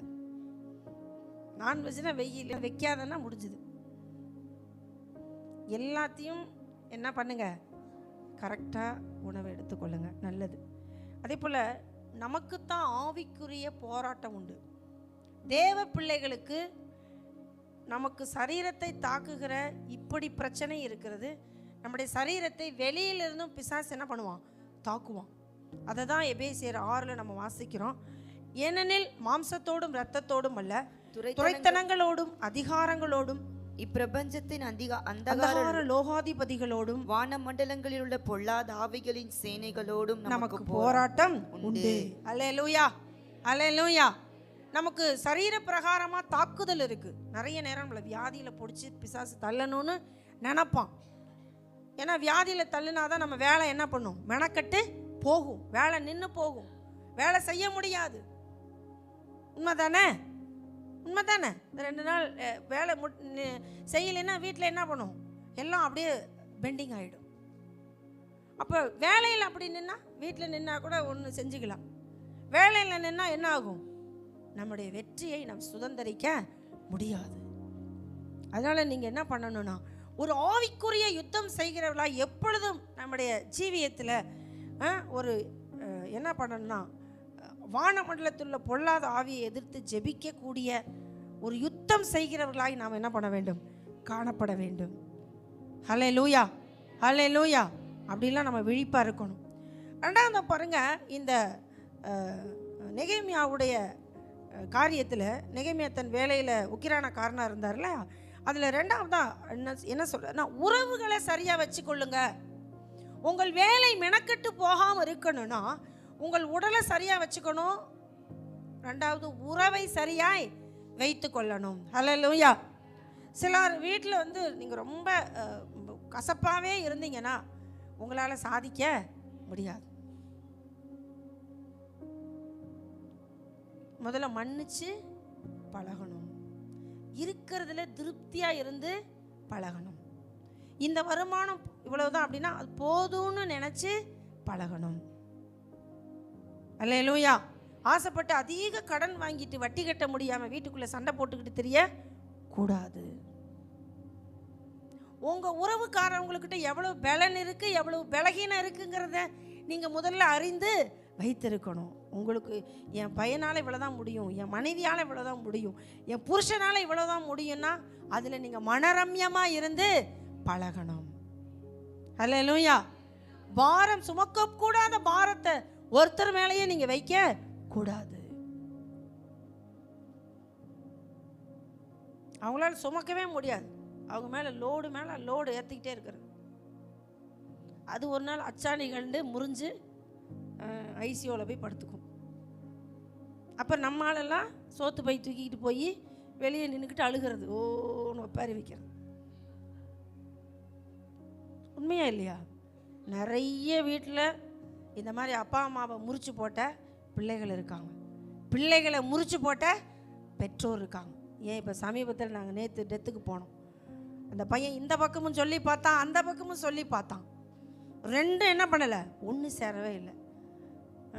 வாய்ஸ் மெசேஜ் எழுதி அனுப்பிட்டு தூக்கு போட்டு செத்துட்டான். எவ்வளோ மனசுக்கு வேதனையாக இருக்குது. வாழ்கிற வயசில் பிள்ளைங்க என்ன பண்ணுறாங்க, செத்து போகிறான்.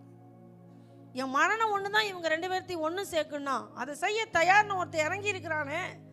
இந்த நல்ல பிள்ளைய அந்த பெத்த தாயும் புரிஞ்சுக்கல, தகப்பனும் புரிஞ்சுக்கலையேன்னு எவ்வளோ மனசுக்கு கவலையாக இருந்துச்சு. கவலைப்பட்டு என்ன பண்ணுறது, போனவன் போயிட்டான் நரக குழிக்கு.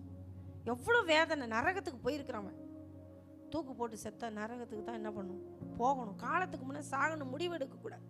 அப்படி ஒரு வீட்டில் ஒருத்தரை பாரப்படுத்துகிறது எது, உறவு, பிடிவாதம். சுயநலமாக இருக்காதீங்க. ஒரு நாள் இன்னொருத்தருடைய அந்த கஷ்டத்தை என்ன பண்ணுங்க, புரிந்து கொள்ளுங்க. செய்கிறாங்களே அப்படின்னு போட்டு என்ன பண்ணக்கூடாது, வச்சு பாரத்தை என்ன பண்ணக்கூடாது, அமுத்தக்கூடாது. வீணா அப்படி செஞ்சீங்கன்னா அந்த ரத்தப்பழி இன்னைக்கு யார் மேலே நிற்கும், அந்த தாய் மேலேயும் அந்த தகப்ப மேலேயும் தான் நிற்கும்.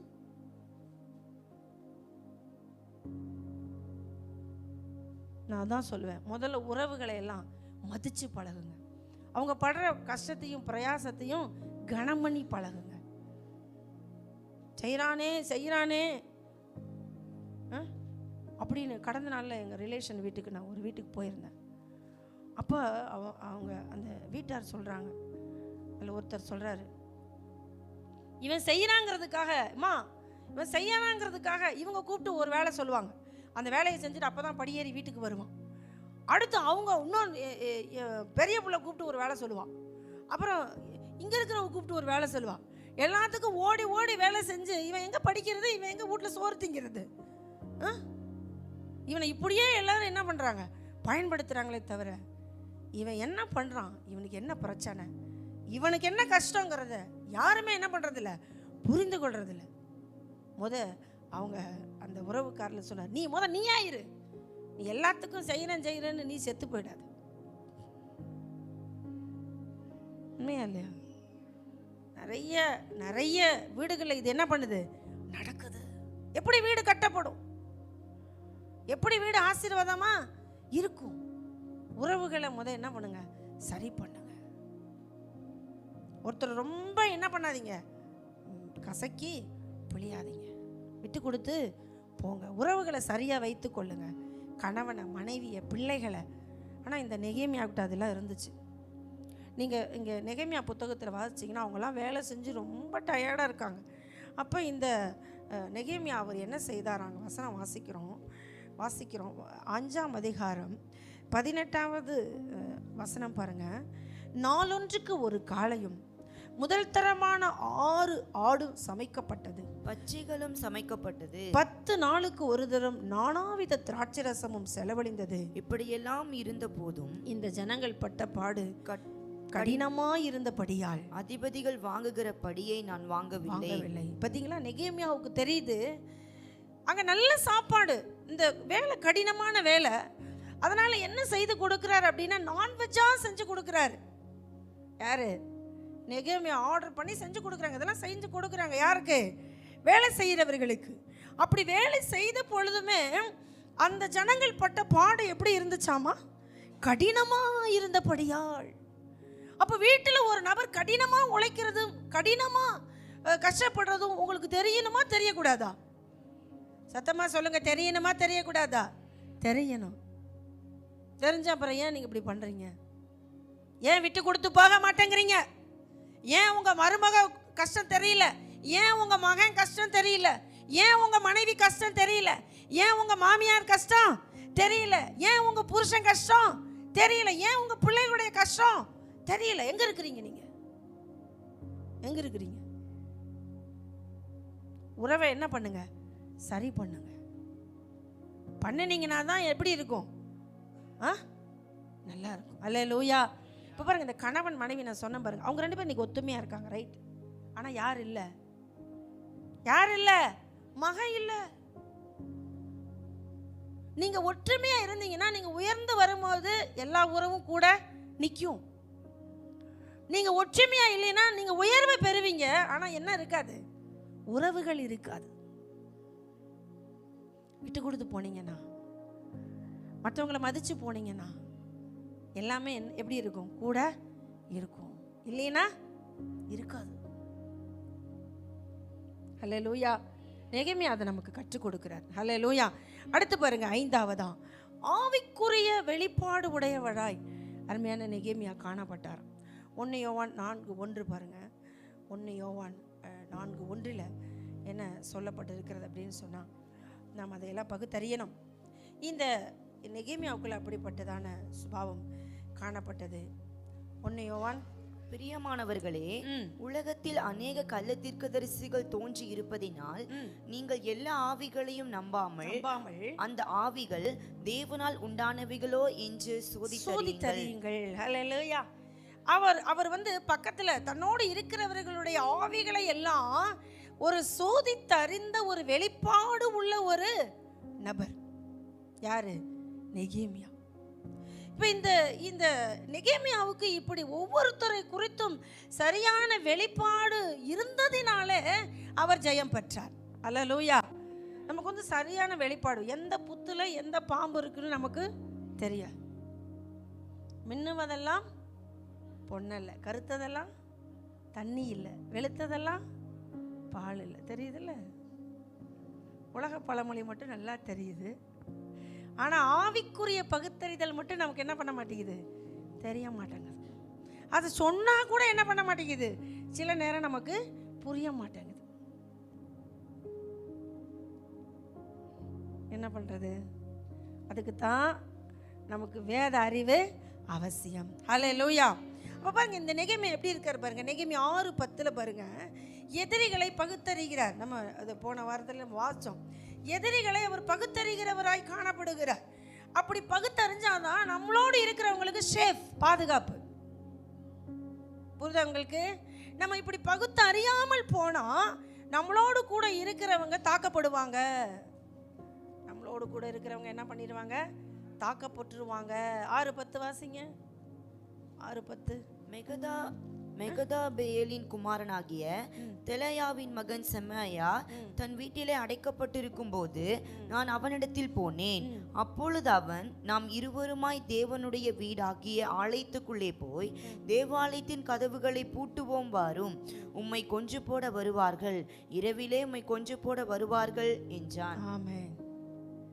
நம்ம இந்த ஆவியை பகுத்து அறியாம இந்த நெகேமியா மட்டும் ஆலயத்துக்கு போய் பூட்டுவோம் வான்னு சொல்லவனுக்கு உடன்பட்டு ஆலயத்தை போய் பூட்டி இருந்தா நெகேமியாவுக்கு தான் முதல்ல அடக்க ஆராதனை நடத்தி இருக்கணும். நம்ம ஆவியை பகுத்து அறியாததுனால அநேக நேரம் அநேகரை அடக்க ஆராதனை பண்ணிக்கிட்டு இருக்கிறோம். ஆவியை பகுத்தறியணும். சமாதானத்தை அடக்கம் பண்றோம், நிம்மதியை அடக்கம் பண்றோம். ஏன்? ஆவியை பகுத்தறியறது இல்லை. நமக்கு வாக்கு பண்றவங்களாம் நல்லவங்களா? நம்ம யோசிச்சு பாருங்க. வாலிப பசங்க பிள்ளைங்களாம் இருக்கிறீங்க, உங்களுக்கு வாக்கு பண்றவங்களாம் ரொம்ப நல்லவங்களா? நல்லவன் மாதிரி நல்லா சத்தமா சொல்லுங்க. நல்லவன் மாதிரி சத்தமா சொல்லுங்க. நல்லவன் மாதிரி தெரியுதுல்ல? அப்புறம் ஏன் நம்புறோம்? நம்பினோம்னா யாருக்கு அடக்காராதனை பண்ணிடுவாங்க? நமக்கே அடக்காராதனை பண்ணி விட்டுருவாங்க. வா வா, உன்னை ரொம்ப நாளாக காணான்னு தேடிக்கிட்டு இருந்தேன், சிக்கினியா அப்படின்னு நமக்கே என்ன பண்ணிடுவாங்க? அடக்காராதனை. ஆவியை பகுத்தறியாமல் இருந்திருந்த நெகேமியாவுக்கே என்ன பண்ணியிருப்பாங்க? தலைவனை வெட்டுவேன், ஆடுகள் சிதறி போகும். தலைவன் ரொம்ப ஜாக்கிரதை, எங்கேயும் எதுலையும் என்ன பண்ணக்கூடாது? சிக்கக்கூடாது. அல்லேலூயா, அல்லேலூயா. சிக்கிட்டேன்னா என்ன பண்ணிடுவான்? அடக்காராதனை பண்ணிடுவாங்க. இந்த சாத்தானுக்கு மிகப்பெரிய தந்திரம் என்னன்னா, இந்த ஆடுகளை எல்லாம் பிடிக்கிறத விட ஒரு தலைவனை பிடிச்சிட்டா ஆடெல்லாம் ஈஸியாக பிடிச்சிக்கிட்டு போயிடலாம் பாரு. அல்லேலூயா, உண்மை தானே? அல்லேலூயா. அதனால தான் இஸ்ரேல் அப்சலோமுக்கு எதிராக யுத்தத்துக்கு போகும்போது ஜனங்கள்லாம் சொன்னாங்க, தாவீது யுத்தத்துக்கு வரணும்னு, எப்பா நீங்கள் வராதிங்க, நீங்கள் எங்கே இருங்க, சேஃபாக நாட்டுக்குள்ளே இருங்க, நாங்கள் போய் யுத்தத்தை முடிச்சுட்டு வரேன்னு சொல்கிறாங்க. ஏன்னா தலைவன் பாதுகாப்பாக இருக்க வேண்டியது அவசியம். பிசாசுக்கு முதல்ல யார் தான் கோல்? தலைவன் தான் கோல். நம்மளை போட்டு தள்ளிட்டா ஒரு இனமே என்ன பண்ணாது, இருக்காது. ஒரு சந்ததி என்ன பண்ணாது, இருக்காது. ஒரு ஒரு குரூப்பே, ஒரு மந்தையே என்ன பண்ணாது, இருக்காது. அதில் அவன் கரெக்டாக அப்படியே கோல் வச்சு தாக்கிடுவான். அதனால் நம்ம ரொம்ப முக்கியம். உங்களுக்கு தெரியுமா, நீங்கள் உங்கள் வீட்டில் நீங்கள் ரொம்ப முக்கியமான நபர். எனக்காவது நீங்கள் அப்படி நினச்சிருக்கிறீங்களா? நான் ரொம்ப முக்கியம் நினச்சிருக்கிறீங்களா? நான் இருக்கிறது என் வீட்டுக்கு ரொம்ப முக்கியம் நினச்சிருக்கிறீங்களா? நினைங்க, அப்படி நினைக்கணும். ஒரு தகப்பனா நீங்கள் நினைக்கணும், நான் உயிரோடு இருந்து என் பிள்ளைக்கு செய்ய வேண்டியதை நான் செய்யணும். நான் ரொம்ப என் வீட்டுக்கு முக்கியம். சொல்லுங்க பார்க்கலாம், நான் ரொம்ப என் வீட்டுக்கு முக்கியம். அல்லேலூயா. எங்கள் மேனிக்கிட்ட நான் சொல்லுவேன், அப்பா இல்லை, அம்மா மட்டும்தான். என் பேச்சை கேட்டு நீங்கள் என்னோட இணைஞ்சு நீங்கள் பயணிக்கணும். அல்லேலூயா, அல்லேலூயா. என்னுடைய ஆலோசனை உங்களுக்கு ரொம்ப அவசியம். என்னை நீங்கள் பத்திரமா பார்த்துக்கணும். அதெல்லாம் சொல்லுவேன், என்னை நீங்கள் பத்திரமா பார்த்துக்கணும். எனக்கு எந்த சேதமும் வராமல் நீங்கள் பத்திரமா பார்த்துக்கணும். அதெல்லாம் சொல்லுவேன் பசங்கள்கிட்ட. அல்லேலூயா. நானும் நினைப்பேன், நிறைய காரியங்களை நாம் இன்றைக்கு கற்றுக்கொண்டு இருக்கிறோம். நம்ம கற்றதை நம்ம யாருக்கும் கற்றுக் கொடுக்காமே செத்து போனால் யாருக்கு லாபம்? பிசாசுக்கு தான் லாபம். நம்ம கற்றதை ஜெனரேஷனுக்கு, சந்ததிக்கு, தலைமுறைகளுக்கு சொல்லி கொடுத்துட்டு போனால் அந்த தலைமுறை என்ன பண்ணும்? செழிப்பாக இருக்கும், நல்லா இருக்கும். அல்லேலூயா, அல்லேலூயா. இதை நம்பியும் நல்லா இருக்கணும்னா நம்மளை போகிற ஆவிக்குரியவங்க இந்த பட்டணத்தில் இருக்கணும். அல்லேலூயா. ஒவ்வொரு பரிசுத்தவான் மரிக்கும் பொழுதும் அந்த பாரம் எங்கள் மேலே விழும். நான் அதை உணர்வேன். ஐயோ, இவங்க எவ்வளோ ஜெபம் பண்ணியிருப்பாங்க, எவ்வளவு இவங்க கண்ணீர் விட்டுருப்பாங்க. இன்றைக்கி இந்த ஜெபிக்கக்கூடிய ஒரு நபர் இல்லையே, இந்த பட்டணம் இழந்துருச்சே, இந்த தேசம் இழந்துருச்சே அப்படின்னு நினச்சி நான் ரொம்ப கவலைப்படுவேன். அருமையான நம்ம டிஜி தினகரன் ஐயா மரிக்கும் போது நான் அப்படி கவலைப்பட்டேன்.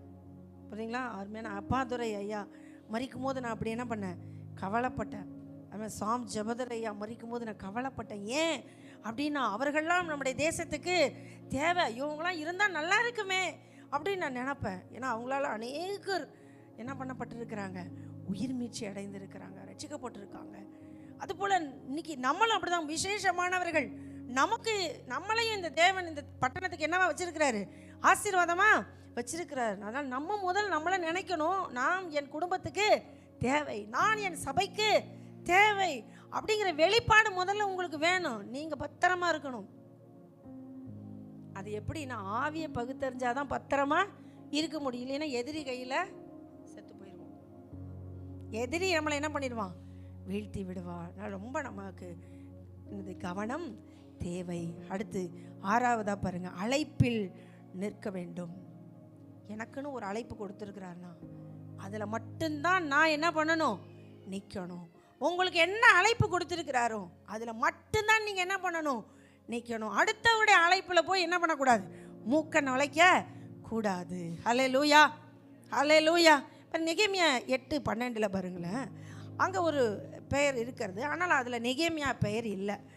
என்ன அப்படின்னா, அப்பொழுது ஜனங்கள் எல்லாரும் தங்களுக்கு அறிவிக்கப்பட்ட வார்த்தைகளை உணர்ந்து கொண்டபடியால் புசித்து குடிக்கவும் பங்குகளை அனுப்பவும் மிகுந்த சந்தோஷம் கொண்டாடவும் போனார்கள். 8:12 இருக்க வாய்ப்பில்லை, 8:2 நினைக்கிறேன். அங்கே நியாயப்பிரமாண புஸ்தகத்தை வாசிக்கிறாங்க இல்லையா? 8:4 வேதபாரகனாகிய எஸ்ரா அதற்கென்று மரத்தால் செய்யப்பட்ட ஒரு பிரசங்க பீடத்தின் மேல் நின்றான். அவன் அண்டையில் அவனுக்கு வலது பக்கமாக மத்தித்தியாவும் செமாவும் அனாயாவும் உரியாவும் இல்கியாவும் மாசையாவும், அவனுக்கு இடது பக்கமான பெதாயாவும் மெசவேலும் மல்கியாவும் அசுமும் அஸ்பத்தானாவும் சகரியாவும் மெசுல்லாமும் நின்றார்கள். போதும். இங்கே எங்கேயாவது நெகேமியா பேர் இருக்கா? இல்லை. ஏன் அப்படின்னா, நெகேமியாவுக்கு என்ன பொறுப்பு அப்படின்னா, அலங்கம் கட்டுகிற பொறுப்பு. ஆனால் இந்த பட்டியலில் இருக்கிறதான எஸ்ரா மற்றும் மற்றவர்களுக்கு என்ன வேலை அப்படின்னா, வேதத்தை போதிக்கிற வேலை. அல்லேலூயா. இப்போ பாருங்க, இந்த வேதத்தை போதிக்கிற ஆசாரிய வேலைக்கு நெகேமியா என்ன பண்ணல? வரல.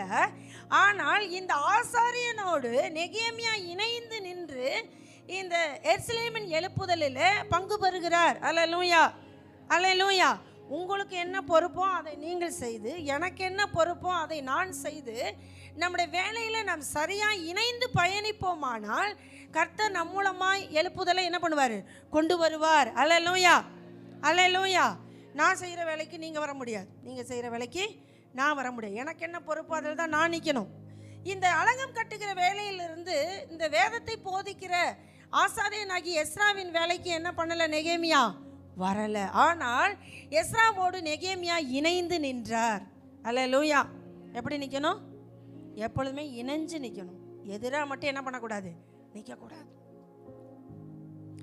இன்னொருவருடைய ஊழியத்தில், இன்னொருவருடைய பொறுப்பில் நாம் மதிப்பு கொடுக்க வேண்டும், அவங்களை கனம் பண்ண வேண்டும். அவர்களுக்கு கொடுத்த அந்த பொறுப்பை நம்ம என்ன பண்ண வேண்டும்? கனம் பண்ண வேண்டும். ஹல்லேலூயா, ஹல்லேலூயா. 8:9 பாருங்க, அங்கே என்ன சொல்லப்பட்டிருக்கிறது? அவர்களுடைய நியாயப்பிரமாண புஸ்தகம் தீர்க்கமாக வாசித்து அர்த்தம் சொல்லி வாசித்ததை அவர்களுக்கு விளங்க பண்ணினார்கள். இந்த வேளையில், இந்த காரியத்தில் நெகேமியா எப்படி இருக்கிறார்னா அவர்களோடு இணைந்து இருக்கிறார். ஹல்லேலூயா, ஹல்லேலூயா. அப்போ அழைப்பை என்ன பண்ணணும் அப்படின்னு சொன்னா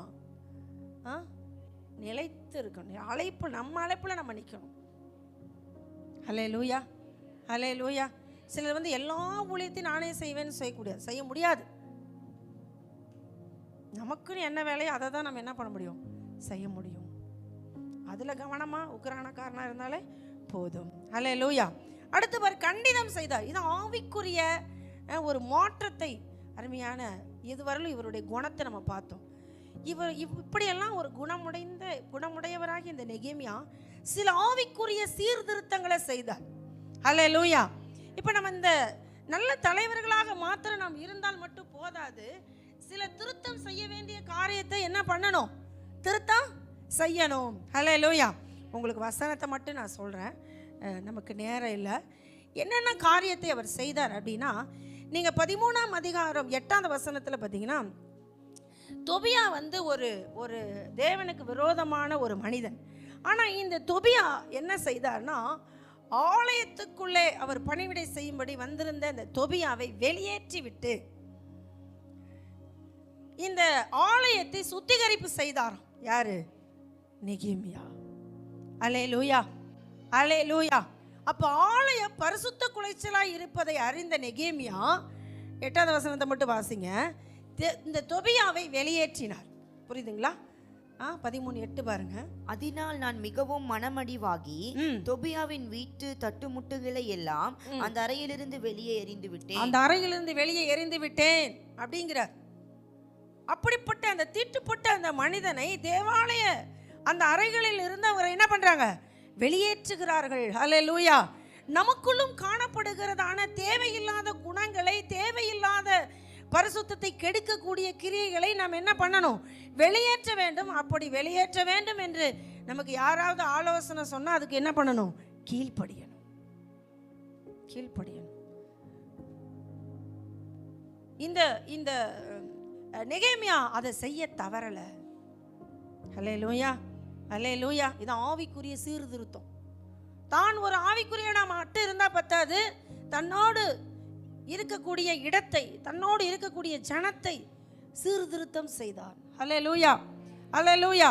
13ஆம் அதிகாரம் அதே 11 13 வரையிலும் பார்த்தீங்கன்னா, லேவியருக்கு பொறுப்பு இல்லாமல் பண்ணிட்டாங்க. ஆனால் அந்த லேவியரை அந்த ஸ்தானத்தில் என்ன பண்ணான்? வைத்தான், வேலையை நியமித்தான். லேவியர் செய்ய வேண்டிய பொறுப்பை லேவியர் தான் என்ன பண்ணணும்? செய்யணும். ஆனால் அந்த லேவியரை அங்கு பொறுப்பு அமர்த்தாம, அவங்களுக்கு கொடுக்கக்கூடிய அந்த சம்பளத்தை கொடுக்காம சில மாற்றங்களை செய்து வச்சிருந்தாங்க. அதையெல்லாம் திருத்தி லேவியரை பொறுப்பு அமர்த்தி அவர்களுக்கு கொடுக்க வேண்டிய படி என்ன பண்ணான்? கொடுத்தான். ஹல்லேலூயா, ஹல்லேலூயா. அதனால தான் நம்ம என்ன பண்ணுறோம்னா, சபையில் கமிட்டியெல்லாம் நியமிக்கிறோம். திடீர்னு ஒரு காரியம்னா என்ன செய்யறது அப்படின்னு நம்ம நியமிக்கிறோம். அப்போ நியமிக்கப்பட்ட காரியத்தில் இருக்க வேண்டியவர்கள் என்ன பண்ணணும்? இருக்கணும். ஹல்லேலூயா, ஹல்லேலூயா.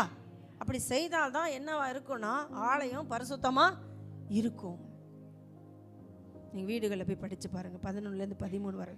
அடுத்து 15 21 வரையிலும் நீங்கள் பார்த்தீங்கன்னா, ஓய்வு நாளில் தான் வெளியிலேருந்து வியாபாரிகள் என்ன செய்கிறாங்க? எருசலேமில் விற்பனை செய்கிறாங்க. ஓய்வு நாள் கடைபிடிக்கப்பட வேண்டிய ஒன்று. இந்த ஓய்வு நாளில் விற்கிறது, வாங்கிறது, அவன் வெளியிலேருந்து கொண்டு வந்து விற்றா நம்மளுக்கு போய் என்ன பண்ணிட்டு இருக்கிறாங்க, வாங்கி கொண்டு அந்த அந்த ஆராதனைக்கு முக்கியத்துவம் கொடுக்காமல் இந்த விற்பதிலும் வாங்குவதிலுமே இந்த ஜனங்கள் எப்படி இருக்காங்க, கவனம் செலுத்தி கொண்டு இருக்கிறாங்க. ஓய்வு நாளை அனுசரிக்க மாட்டேங்கிறாங்க. அதனால நெகேமியா என்ன பண்றாருன்னா, ஓய்வு நாளை அனுசரிக்காம போய்தாயா நம்ம பிதாக்கள் எங்க போனாங்க, சிறைப்பட்டு பாபிலோனுக்கு போனாங்க. இன்னுமா நமக்கு புத்தி வரல? இனிமே நீங்க விற்கிறதுக்கு வந்தீங்கன்னா கதவை இழுத்து பூட்டிடுவான்ட்டார். பூட்டி போட்டார். இங்க எங்க வர முடியாது, பட்டணத்துக்குள்ள வர முடியாது. ஹல்லேலூயா. எவ்வளவு தைரியமா ஓய்வு நாளில் விற்க வந்தவங்களை என்ன பண்ணியிருக்கிறாரு, எதிர்த்து இருக்கிறார். ஹல்லேலூயா. வியாபாரிகள்லாம் சாதாரண ஆட்களா, பணக்காரங்களா தானே இருப்பானுங்க. இருப்பாங்களா இல்லையா? நீ எந்த பணக்காரனாக இருந்தா என்ன, என் நகரத்துக்குள்ள நீ ஓய்வு நாளில் எங்கே வரக்கூடாது, விற்கிறதுக்கு வரக்கூடாது. அப்போ ஓய்வு நாளை அனுசரிக்கும்படி இந்த நெகேமியா என்ன பண்ணுகிறார், ஆவிக்குரிய ஒரு சீர்திருத்தத்தை செய்கிறார். ஹல்லேலூயா. அடுத்து கடைசியாக பார்த்தீங்கன்னா 13ஆம் அதிகாரம் 23 30 வரலும் நீங்கள் பார்த்தீங்கன்னு சொன்னால், ஆசாரியரும் லேவியரும் மறு ஜாதியான அஸ்தரோத்தை வணங்குகிற மறு ஜாதியான பெண்களை இவங்க திருமணம் முடித்து, அந்த பிள்ளைகளுடைய வார்த்தை கூட என்ன வார்த்தையா பேசுறாங்கன்னா, அஸ்தரோத் பாஷை கலந்திருக்கிறதாம். அந்த அந்த அவங்களுடைய பேச்சில் என்ன கலந்திருக்கிறது, அஸ்தரோத் பாஷை கலந்திருக்கிறது. அதனால் அப்படிப்பட்ட அந்த காரியங்கள் இருக்கக்கூடாது என்பதற்காக அப்படி திருமணம் முடித்தவங்களெல்லாம் பிரித்து அந்த மனைவிமார்களெல்லாம் அனுப்பி விட்டாங்க. அப்படி ஒரு கலப்பினத்தை ஆசாரியனும் லேவியனும் செய்யக்கூடாது. இது நியாயப்பிரமாண சட்டம். ஒரு ஒரு சாதாரண விசுவாச பிள்ளைகள் திருமணம் முடிப்பது என்பது வேறு, ஒரு ஊழியன், ஒரு ஆசாரியன், ஒரு லேவியன் திருமணம் முடிப்பது என்பது வேறு. ஹல்லேலூயா. அவங்களுக்கும் சாதாரண ஒரு விசுவாச பிள்ளைங்க திருமணம் முடிக்கிறதுக்கும் இப்போ ஆவிக்குரிய ரீதியில் ஒரு ஊழியன் திருமணம் முடிக்கிறதுக்கும் நிறைய என்ன இருக்குதுன்னா கண்டிஷன் இருக்கிறது. அதை நீங்கள் படித்தாதான் தெரியும். புரியுதுங்களா? இன்னைக்கு நாம் அப்படி ஒரு செலக்ட் பண்ணுவோன்னா, அப்படி ஒரு காரியத்தை நாம் செய்வோன்னா, நிச்சயமாய் நாம் என்ன பண்ணப்படுவோம், ஆசீர்வதிக்கப்படுவோம். அந்நிய நுகத்தில் அவிசுவாசியோடு பிணைக்கப்படாதிருப்பாயாக. அவிசுவாசியோடு என்ன பண்ணக்கூடாது, திருமணம் முடிக்க கூடாது. இது தேவ பிள்ளைகளுக்கான கட்டளை. ஹல்லேலூயா. அப்படி நம்ம அந்த கட்டளையை மீறுவோம் அப்படின்னா என்ன பண்ணுவோம்னா, கடைசி வரலும் நம்முடைய பிள்ளைகள் அசுத்தமாய் இருப்பார்கள். அது 1 Corinthians 7 நம்ம படித்தோம். பிள்ளைகள் அசுத்தமாக போகிறதுக்கு காரணம் என்னன்னா, அவிசுவாசியோடு பிணைக்கப்படுவது தான் காரணம். அவன் வளர்ந்து வரும்போது அம்மா தெய்வத்தை கும்பிடுறதா அப்பா தெய்வத்தை கும்பிடுறதான்னு அவனுக்கே என்ன வந்துடும், டவுட் வந்துடும். அப்புறம் இங்கேயா அங்கேயான்னு இழுபறி போட்டு எங்கேயாவது ஒரு பக்கம் போகும்போது அவன் விசுவாசம் என்ன ஆயிடும், தள்ளாடி விடும். அந்த நிலைக்கு நம்ம பிள்ளைகளை தள்ளாமல் இருக்கணும்னா திருமணம் முடிக்கும் போதே சரியா விசுவாச பிள்ளைகளை திருமணம் முடிப்பது நல்லது. அல்லேலூயா, அல்லேலூயா. ஒரு ஊழியனாக இருந்து நீங்கள் திருமணம் முடிக்கிறீங்க அப்படின்னா உங்களுடைய மைண்டு, உங்களுடைய ஊழிய அழைப்பு, உங்கள் மாதிரியே ஒரு அந்த அழைப்பு பெற்றவர்களை நீங்கள் திருமணம் முடித்தா உங்கள் ஊழியம் எப்படி இருக்கும், சூப்பராக இருக்கும். புரியுதா? இல்லைன்னா கழுதைக்கும் மாட்டுக்கும் ஏறு பூட்டி உழுத கணக்காயிடும். கழுதையும் மாடு ஒன்றா பரம்படிக்க முடியுமா? அதுக்கு ஒரு கழுதைக்கு ஒரு தரிசனம், அது பேப்பர் திங்கிறதுக்கு போகும். மாட்டுக்கு ஒரு தரிசனம், அது புல் திங்கிறதுக்கு போகும். ரெண்டு என்ன பண்ணாது, இணைஞ்சு போகாது. நீங்கள் இணைஞ்சு பயணிக்கணும்னா உங்கள் தரிசனத்தை போலவே இணைந்த தரிசனம் உடையவர்களை நீங்கள் ஜெபம் பண்ணால் தேடி கர்த்தரே என்ன பண்ணுவார், தருவார். அப்படி தான் பிடிக்கணும், அப்படி தான் நடக்கணும். அதுதான் நல்லாயிருக்கும். இல்லைன்னா அஸ்தரோத் பாஷையை போல ஒரு கலப்பின எண்ணங்கள் உள்ள பிள்ளைகள் வாழ்க்கை வீணாகிவிடும். இதை தான் ஆவிக்குரிய சீர்திருத்தமாக அருமையான நெகேமியா செய்தார். அவருடைய தியாகம் என்ன அப்படின்னு அதை நான் ஒரே வார்த்தையில் முடிச்சிடுறேன். என்னன்னா 5ஆம் அதிகாரம் 14, 15, 16 ஏற்கனவே படித்தோம். அவர் தனக்கென்று என்ன பண்ணலை, எந்த சம்பளத்தையும் வாங்கி கொள்ள வேலை செஞ்சாங்க. அவங்களுடைய ட்ரெஸ்ஸை கூட அவங்க என்ன பண்ணலை, மாற்றிக்கொள்ளலை. அவங்க அப்பத்தையோ திராட்சை ரசத்தையோ கூலியாக அவர் என்ன பண்ணலை, வாங்கி கொள்ளலை. ஹல்லேலூயா, ஹல்லேலூயா. அதனால் அவர் என்ன சொல்கிறார் அப்படின்னு சொன்னால், என்னை நன்மை உண்டாக என்னை நினைத்தருளும். 5ஆம் அதிகாரம் 19வது வசனமும் அதேபோல் 13ஆம் அதிகாரம் 31வது வசனத்திலையும் நெகேமியா ஜெபிக்கிறாரு, நன்மை உண்டாக என்னை நினைத்தருளும், நினைத்தருளும். எல்லாத்தையும் உங்களுக்கு கொடுத்துட்டேன் ஆண்டவரே, என்னை மட்டும் நீங்கள் என்ன பண்ணுங்க, நினச்சிக்கோங்க. தனக்காக எதையும் அவர் என்ன பண்ணலை, எடுத்துக்கொள்ளாமல் தியாகமாய் இந்த நெகேமியா வாழ்ந்ததாக வேதம் சொல்லுகிறது. 5:19 மட்டும் வாசிக்கலாமா? என் தேவனே, நான் இந்த ஜனத்துக்காக செய்த எல்லாவற்றின்படியும் எனக்கு நன்மை உண்டாக என்னை நினைத்தருளும்.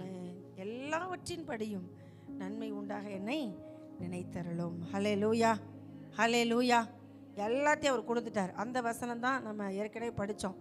5ஆம் அதிகாரம் 14-15 நம்ம படித்தோம் இல்லையா? அதுபோல் அந்த தியாகத்தை நாம் என்ன பண்ணணும், செய்ய வேண்டும். ஹல்லேலூயா. ஒரு தலைவனாக இருந்தீங்கன்னா ஏதோ ஒரு தியாகம் நீங்கள் பண்ணித்தான் ஆகணும். குடும்ப தலைவன், குடும்ப தலைவி, நீங்கள் ஒரு எஜமான், நீங்கள் ஒரு வியாபாரத்தில் மூத்த ஸ்தானத்தில் இருக்கிறீங்க அப்படின்னா நீங்கள் ஏதோ ஒரு தியாகத்தை நீங்கள் செய்து தான் ஆக வேண்டும். அப்பொழுதுதான் என்னத்தை பார்க்க முடியும்னா, ஒரு பெரிய வெற்றியை பார்க்க முடியும். இந்த நெகேமியாவை போல நாம் காணப்படுவோம். அவர் ஆவிக்குரிய சீர்திருத்தம் செய்தார், தியாகம் செய்தார், அழைப்பிலே நின்றார், ஆவிக்குரிய வெளிப்பாடு உடையவராக காணப்பட்டார், வேளையில் உக்கிரானத்துவம் உடையவராய் காணப்பட்டார், தேவனுக்கு பயந்து காணப்பட்டார். அது மாத்திரமல்ல, அவர் அநேகருடைய உணர்வுகளை என்ன பண்ணார், புரிந்து கொண்டார், தேவ திட்டத்தை பகிர்ந்து கொடுத்தார். அல்லேலூயா. கர்த்தர் நம்மளை ஆசீர்வதிப்பாராக. நாம் முழங்கால் படியிடுவோம். தேவன் நம்மோடு கூட பேசியிருக்கிறார்.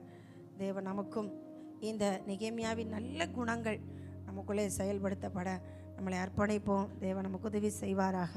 நம்ம எல்லாரும் கர்த்தரை ஸ்தோத்தரிப்போம். ஸ்தோத்திரப்பா, ஸ்தோத்திரப்பா, ஸ்தோத்திரப்பா, ஸ்தோத்திரப்பா. நன்றி செலுத்துகிறோம், நன்றி செலுத்துகிறோம், நன்றி செலுத்துகிறோம், நன்றி செலுத்துகிறோம், நன்றி செலுத்துகிறோம். அப்பா, நெகேமியாவை போல ஆண்டவரே ஸ்தோத்திரப்பா, ஒரு ஆவிக்குரிய வெளிப்பாடு உள்ள மகனாக ஆண்டவரே நாங்கள் அழைக்கப்பட்ட அழைப்பில் என்றைக்கும் நிலைத்திருக்கிறவர்களாக ஆண்டவரே, ஒரு தியாகமுள்ள நெகேமியாவை போல ஆண்டவரே, தவறுகளை கண்டோம் என்றால் அதை கண்டிதம் பண்ணி ஒரு ஆவிக்குரிய சீர்திருத்தம் செய்கிற நெகேமியாவை போல எங்களை நீங்கள் மாற்றுங்கப்பா. நல்ல உக்கிரான காரனை போல ஆண்டவர் செயல்பட்டதற்காக அப்பா, நாங்களும் ஒரு உக்கிரான உத்தியோகம் எங்களுக்கு கொடுக்கப்பட்டிருக்கிறது. என் எஜமான் வருவார், உன்னுடைய உக்கிரான கணக்கு ஒப்புவி என்று எங்களிடத்தில் கேட்பார்.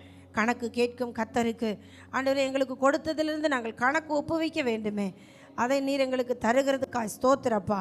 நல்ல குணத்தை தருகிறதுக்காய் ஸ்தோத்திரப்பா. தேவனுக்கு பயப்படுங்கள் என்று கர்த்தாவே அப்பா, தேவனுக்கு பயந்து வாழ்ந்த நெகேமியாவை நாங்கள் பார்க்கிறோம் ஆண்டவரே.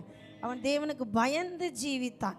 தன் வேலைக்காரருக்கு முன்பாக மாத்திரமல்ல, எதிரிகளுக்கு முன்பாக மாத்திரமல்ல, தன் தேவனுக்கு முன்பாகவும் பயந்து ஜீவித்த ஆண்டவரே, நெகேமியாவை போல நாங்கள் காணப்பட கர்த்தர் எங்களுக்கு உதவி செய்யுங்க. நீங்கள் எல்லாவற்றையும் நீங்கள் கவனித்து கொண்டே இருக்கிறீங்கப்பா, நீங்கள் பார்த்து கொண்டே இருக்கிறீங்கப்பா. ஒன்றும் உமக்கு மறைவானதே இல்லைப்பா. நாங்கள் எதையும் உமக்கு மறைக்கவோ ஒழிக்கவோ முடியாத ஆண்டவர்.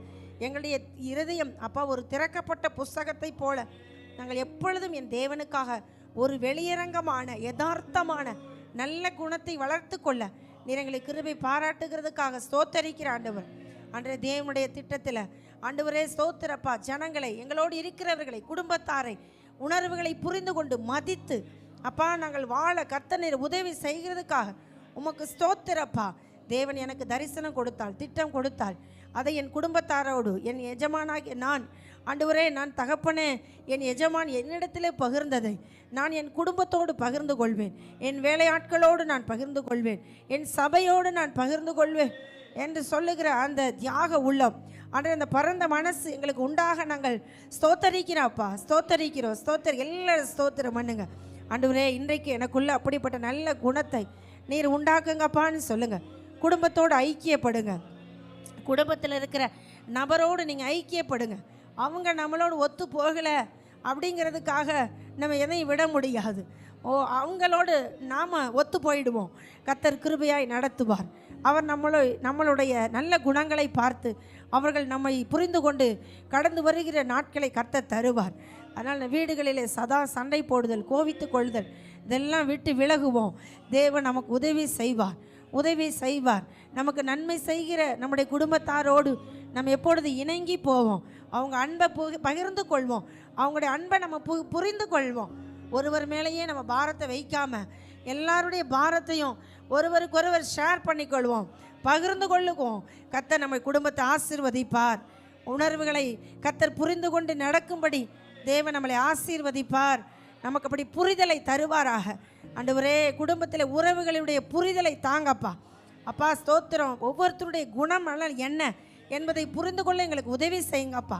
தவறாய் புரிந்து கொள்ளுகிற அந்த இருதயம் எங்களை விட்டு மாறட்டாண்டவர். தவறாய் புரிந்து கொள்ளுகிற எண்ணங்கள் எங்களை விட்டு மாறட்டாண்டவர். ஸ்தோத்தரிக்கிறோம். எல்லார் மேலே என் தேவனுடைய பரிசுத்த ஆவியானவர் ஆண்டவரே இந்த அன்பின் குணம் உண்டாக ஸ்தோத்தரிக்கிறோம். அன்பின் குணம் உண்டாக நாங்கள் ஸ்தோத்தரிக்கிறோம். அப்பா நெகேமியா தன் ஜனங்கள் களைத்து போயிருக்கிறார்கள் என்று நல்ல விருந்து கொடுத்தான். நல்ல தகப்பனை சமையலை செய்து கொடுத்தான்.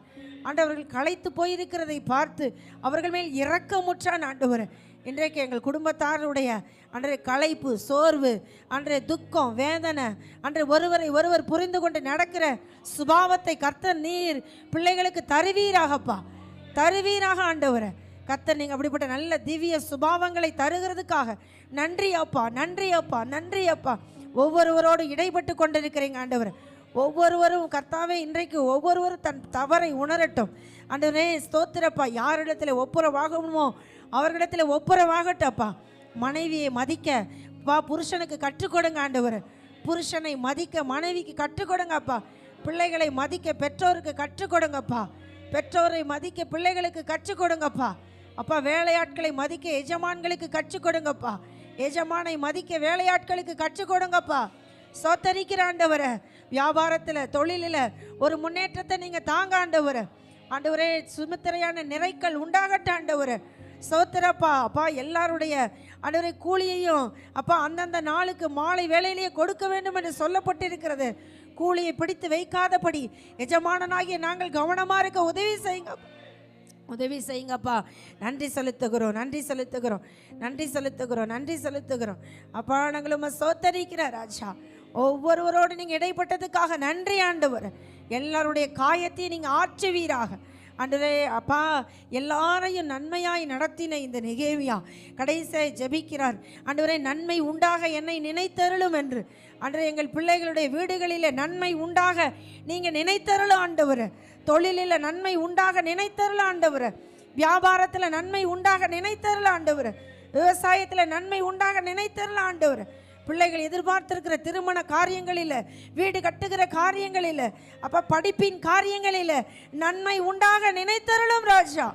கர்த்தர் அப்படி செய்கிறதுக்காக நாங்கள் நன்றி செலுத்துகிறோம். ஊழிய பாதையில் எங்கள் பிள்ளைகளை நீங்கள் நினைத்தருளும் அப்பா. சரியான பாதைக்கு நீங்கள் கொண்டு போங்கப்பா. சரியான வழியில் நீங்கள் நடத்தி கொண்டு போங்க ஆண்டவர். அப்பா, எலையேசரை நேர்வழியாய் நடத்தி கொண்டு போய் ஆண்டவரே ரெபேக்காளை நீங்கள் அழைத்து கொண்டு வந்தது போல எங்கள் பிள்ளைகளுடைய திருமண காரியத்தில் எல்லாம் நன்மை உண்டாக கர்த்தர் நீங்கள் நினைத்தருளும் சுவாமி. கர்த்தர் அப்படி செய்கிறதுக்காக நன்றி செலுத்துகிறேன். ஆவியானவர் பெரிய காரியங்களை செய்வீராக. எங்கள் பிள்ளைகள் எதிலையும் எந்த இடத்திலும் சிக்கிக்கொள்ளாதபடி நல்ல தலைவர்களாய், நல்ல கர்த்தாவை குடும்ப லட்சணமுள்ள புருஷர்களாய், ஸ்திரீகளாய் நீங்கள் ஆசீர்வதிக்க வேண்டும் என்று நாங்கள் ஜெபிக்கிறோம்ப்பா. கர்த்தர் அப்படி செய்வீராக. எங்களை தாழ்த்துகிற ஐயா, நீங்கள் மகிமைப்படுங்க.